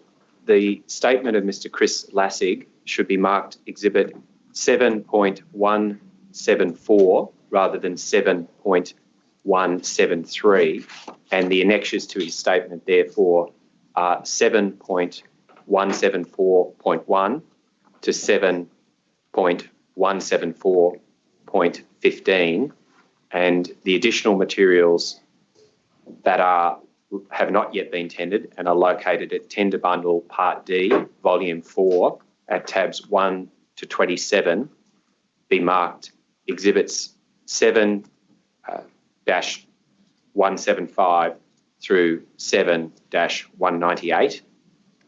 And as mentioned in Dr. Melifont's opening statement, LEAF provided a written statement to the Royal Commission about how their school did not understand the nature of their disability and learning needs, and I tendered that statement and asked that it be marked Exhibit 7.199. And there are additional material relevant to the case study of Sarah and Kobe, and I tendered that material and asked that it be marked Exhibit 7.200 through Exhibit 7.203. Finally, Dr. Lee Sturgeon provided a written statement to the Royal Commission in relation to the case study of Amy and Sam. He was not asked to give oral evidence. I tender Dr. Sturgeon's statement and ask that it be marked Exhibit 7.204 with the annexure to the statement marked 7.204.1. So if I could ask those be marked and tendered, Chair. Yes, those documents that have been tendered can be admitted into evidence, and each of the documents that you have mentioned will be given the marking to which you have referred. Thank you. In closing this hearing, we want to thank all of the witnesses who have given their time and their expertise in order to prepare statements and to give oral evidence over the last 5 days. We particularly want to thank the witnesses who spoke of their own experiences or those of their children. The evidence in this hearing has raised significant and difficult issues about how students with disability can be subject to violence, abuse and neglect in mainstream Australian classrooms and schools. These include the impacts of bullying and the need to provide culturally appropriate supports, which was so vividly observed in the YouTube video of Quaden Bales. The need to provide reasonable or appropriate adjustments to enable learning and develop and implement holistic frameworks of support. The need to guard vigorously against the inappropriate use of suspensions and exclusions, particularly against the use of discipline to punish the conduct of students with disability, which was communication or a manifestation of their disability, not disobedience. How escalating exclusion of students with disability, both formal and informal, can lead to significant educational neglect, including the non-completion of high school. That the need to ensure that students with disability have the same opportunity to undertake tertiary education as their peers and be provided with the necessary adjustments to support this educational goal, noting the impacts on Leaf and Maria. In this closing, we want to highlight and acknowledge the important voices of young people with disability from this hearing on those issues and from their families. We are very grateful to have had the opportunity to hear the experiences directly from Quaden, Sam, Kobe, Alice, Jack and Maria.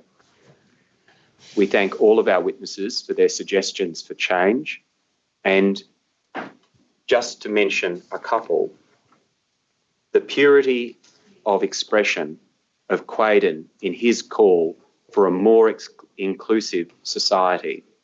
And could I ask that that clip of Quaden speaking to Dr. Mellifont be played? It is IND.0045.0001.0003, and it will be played from 45 seconds into the clip.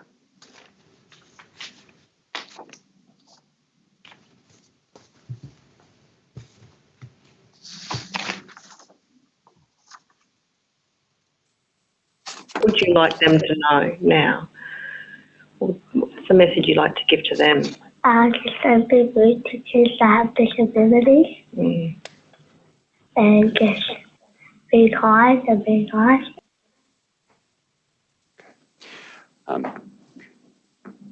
Thank you. And we heard evidence from Amy, the mother of Sam, who at 5 years of age was placed on a warning of suspension within 3 weeks of starting school. And he was suspended from school for the first of a number of occasions on the 28th of April of his first year of school. And this was a 5-year-old with a disability. His mother, Amy, told us, "I would really like there to be an independent process before kids are even looked at being suspended." Amy said that in dealing with very young students with disabilities, the education system had to, quote, recognise that kids, 5, 6-year-olds, just at that age don't have the capacity to process and understand a suspension, let alone a child with a disability who is emotionally and socially at a 2, 3-year-old level. To see him get up every day and stick his school shoes on, or go past the school and see playing and wonder why he wasn't there, that was just horrific. It's not something you can put kids through. It's just damaging. The hearing heard that recovering from educational neglect is very difficult, and no young person should be left feeling that they have missed out forever on an education. Of course, education is not just what happens in early childhood, primary schools, and high school up till grade 12. Future artists, social workers, tradespeople, doctors, or even commissioners, whatever a career a person with a disability aspires to, they should be able to undertake a tertiary education if they wish, whether that's through the TAFE system or through university. And commissioners, you heard today from Maria Shankar, who fears that her ability to get into the university course that will enable her to succeed might be impeded by her experience at school. The Commission will consider post-secondary education further as part of our ongoing work in education. Alice shared with us her love of academic pursuits and how her success was an important part of her identity. And you will recall Alice's plea to this Commission, and I'll ask that part of a clip from Alice be played. It is IND.0056.001.0002, and it is from minute 45 seconds to the end of that clip. It is my hope that if we begin to act now, the foundations of that metaphorical wall will be shattered and no student will ever have to experience the annoyance and the blatant ignorance of the one-size-fits-all approach. It's time to lift the veil. It is not enough to treat us like people. It's time to treat us as individuals. Thank you for your time in listening. Of course, in the course of this week, we have heard not just where things went wrong, we've also heard from students and their parents of wonderful, caring teachers who made a difference in the lives of students with a disability. But we've also heard through the evidence that systemic system issues can work against ensuring that this is consistent, continued and supported. Part of the role of this Royal Commission is to look for practical solutions to prevent and address the difficult and entrenched systemic issues that lead to violence, abuse, neglect and exploitation of students with disability. In carrying out this work, we have a strong commitment to hearing the voices of people with disability, to understand their experience of violence, abuse, neglect and exploitation, as well as their proposals for change. The intention of this Commission is to approach our task in a thorough fashion with rigour. We note that sometimes it will be necessary for different sides of debates on contentious issues to be heard, and we heard some of that this week. That debate may be confronting, stressful or triggering for some. The Royal Commission encourages those involved in and following public hearings to seek support if they need to. May I briefly remind those following us of the support structures which are available. The Royal Commission has an internal counselling and support services team made up of social workers and counsellors who can provide counselling and support to all people engaging with the Commission. The Australian Government has also funded Blue Knot Foundation, a specialist counselling support and referral service for people with disability, their families and carers, and anyone affected by the Commission. Their hotline number is 1800 421 468. A range of legal and advocacy services have also been funded by the Australian Government. There is a legal financial assistance scheme to assist with meeting the cost of legal representation associated with formal engagement with the Commission. National Legal Aid and the National Aboriginal and Torres Strait Islander Legal Services also deliver free legal advisory services for people engaging with the Commission. Further information about these services can be found on the Commission's website or by contacting the information line, which is 1800 517 199. Before I touch on our future public hearings, in addition to thanking again the witnesses who have given evidence this week, we, the Council Assisting, also want to thank the staff of the Royal Commission across all parts of the Commission. We particularly want to thank the OSA hearing team under the leadership of Sarah Henningham. Finally, I note that future public hearings will examine other educational issues. Our next public hearing, however, will examine the experiences of First Nations people with disability and their families in contact with child protection systems. That hearing will be held with both in-person witnesses and witnesses giving evidence remotely from across Australia. The hearing will be based at the Disability Royal Commission Hearing Room here in Brisbane, and it will commence on the 23rd of November 2020. Thank you, Commissioners. Thank you very much, Mr. Power. I too wish to thank, on behalf of the Commissioners, most sincerely everyone who has given evidence this week.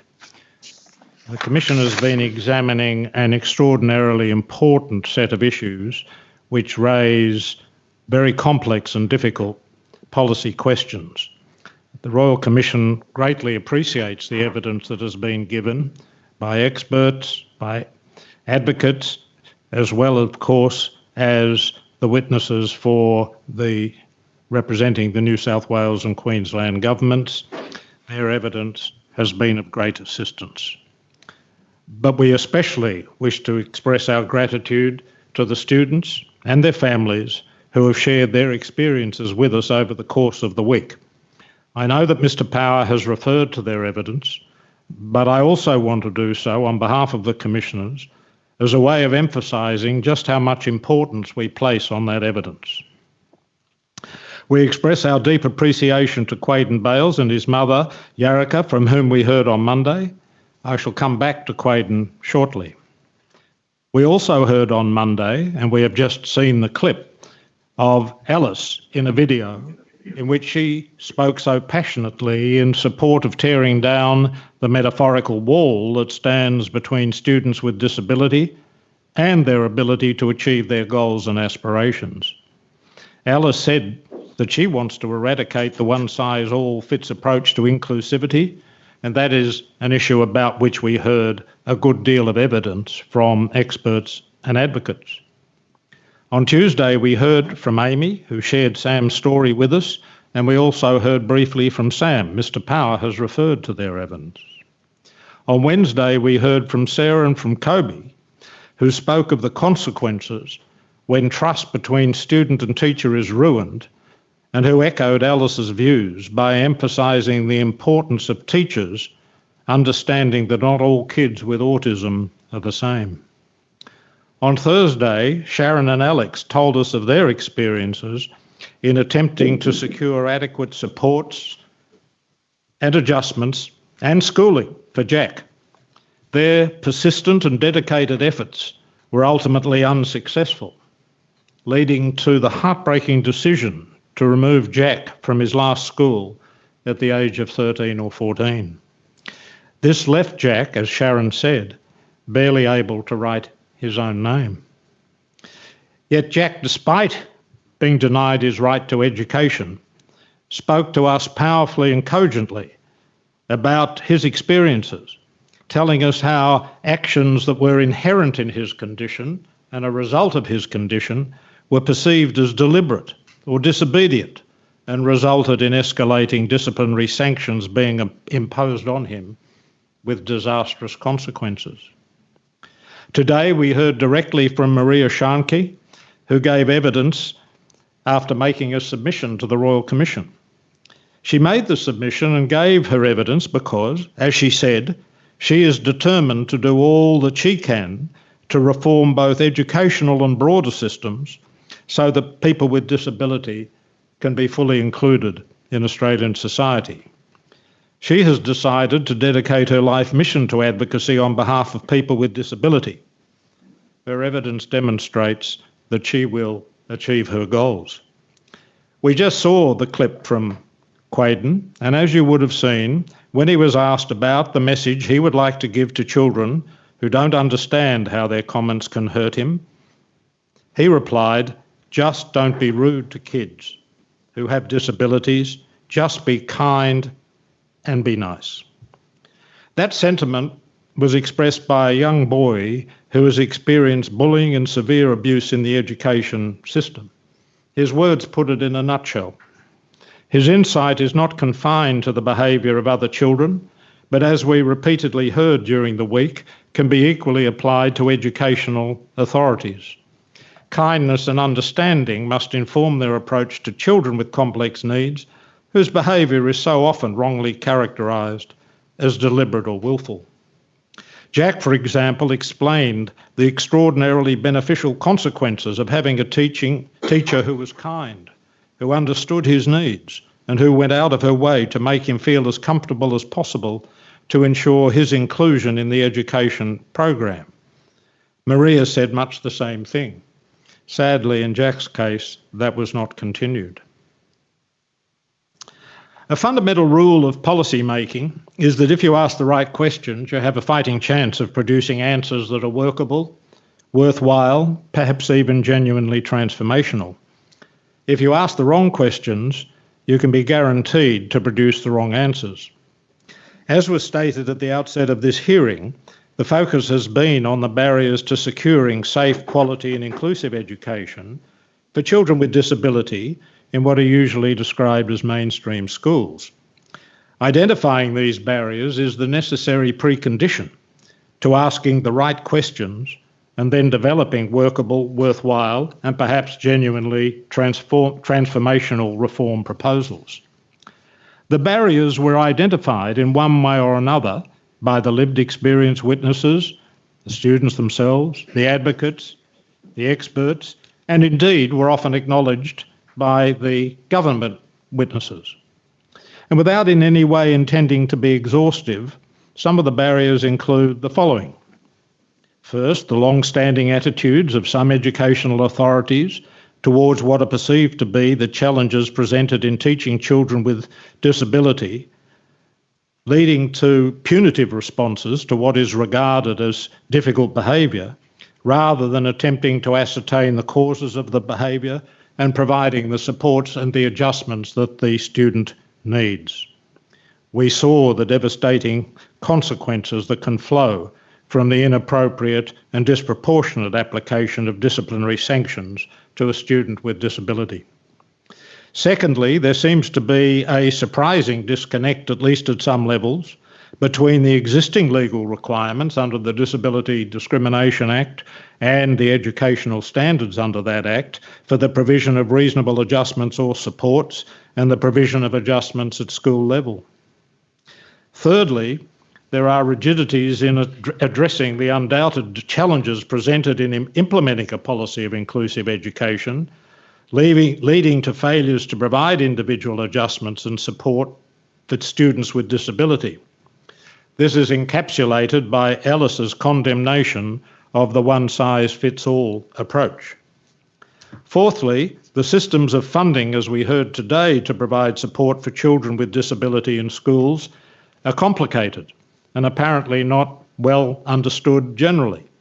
The devolution of decision-making authority to local levels is undoubtedly well-intentioned, but does not generally appear to be a closely audited process that leads, therefore, to unevenness in practice and significant disparities between schools and between students similarly placed.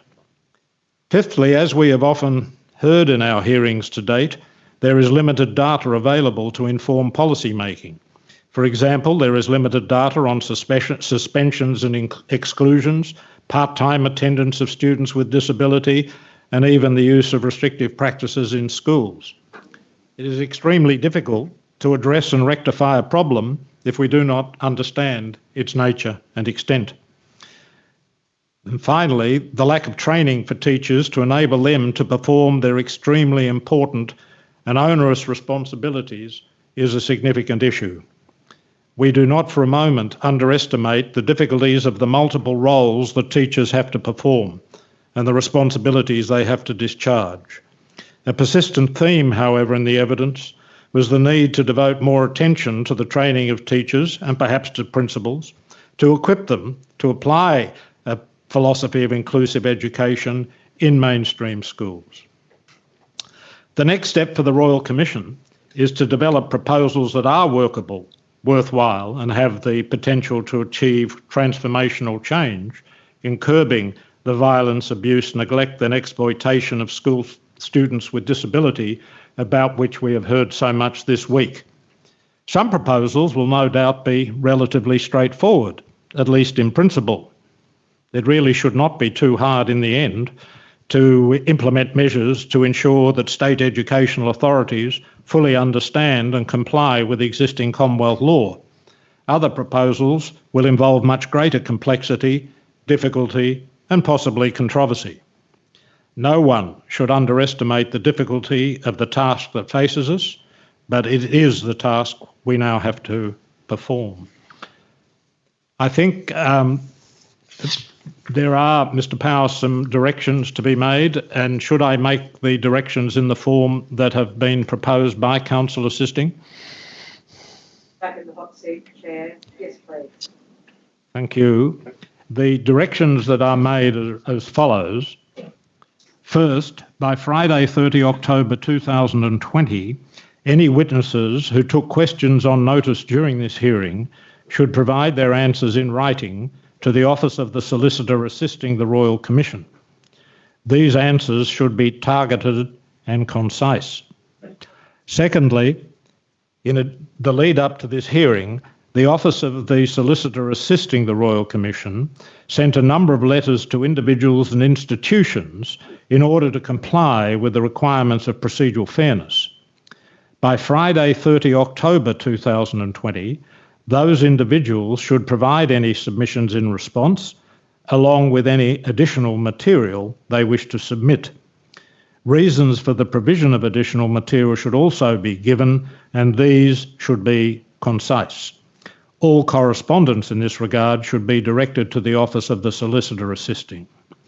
Thirdly, counsel assisting the Royal Commission will consider any additional material produced and determine if any additional steps need to be taken. By Friday, 13 November 2020, counsel assisting will tender into evidence whatever additional material is considered appropriate. Fourthly, counsel assisting will then prepare written submissions to the Royal Commission, setting out a number of key themes and issues that have emerged from the evidence during this week. The submissions may include suggestions about further lines of inquiry that could be pursued by the Royal Commissions before recommendations are formulated in relation to those issues. The material can also include proposed recommendations that may be made by the Royal Commission. Fifthly, by Wednesday, 10 February 2021, the counsel assisting submissions will be made available on a confidential basis to those parties with leave to appear at the hearing. Sixthly, those parties who wish to make submissions in response to counsel assisting submissions should do so in writing by Friday, 5 March 2021. The submissions in response should be concise and should not include any additional proposed evidence. Finally, following consideration of counsel assisting submissions, along with any submissions received in response, the 4 Royal Commissioners who have sat at this hearing and who are present today in one form or another will prepare a short report on the hearing. That report will be made public in due course. The only remaining matter is for me, on behalf of the Commissioners, to express our gratitude to Dr. Mellifont and to the counsel assisting as well, the 3 counsel assisting, who have provided such excellent assistance to the Royal Commission during this hearing, and our thanks too to the Office of Solicitor Assisting for their work in preparing and assisting in the conduct of the hearing. I also want to acknowledge the outstanding work that has been done by other staff within the Commission. As we know, a great deal of work goes into preparing these hearings, and the Commissioners are very grateful for the work that has been done to enable the hearing to have proceeded as smoothly as it has. Thank you very much. The Commission will now adjourn. The Royal Commission is now adjourned.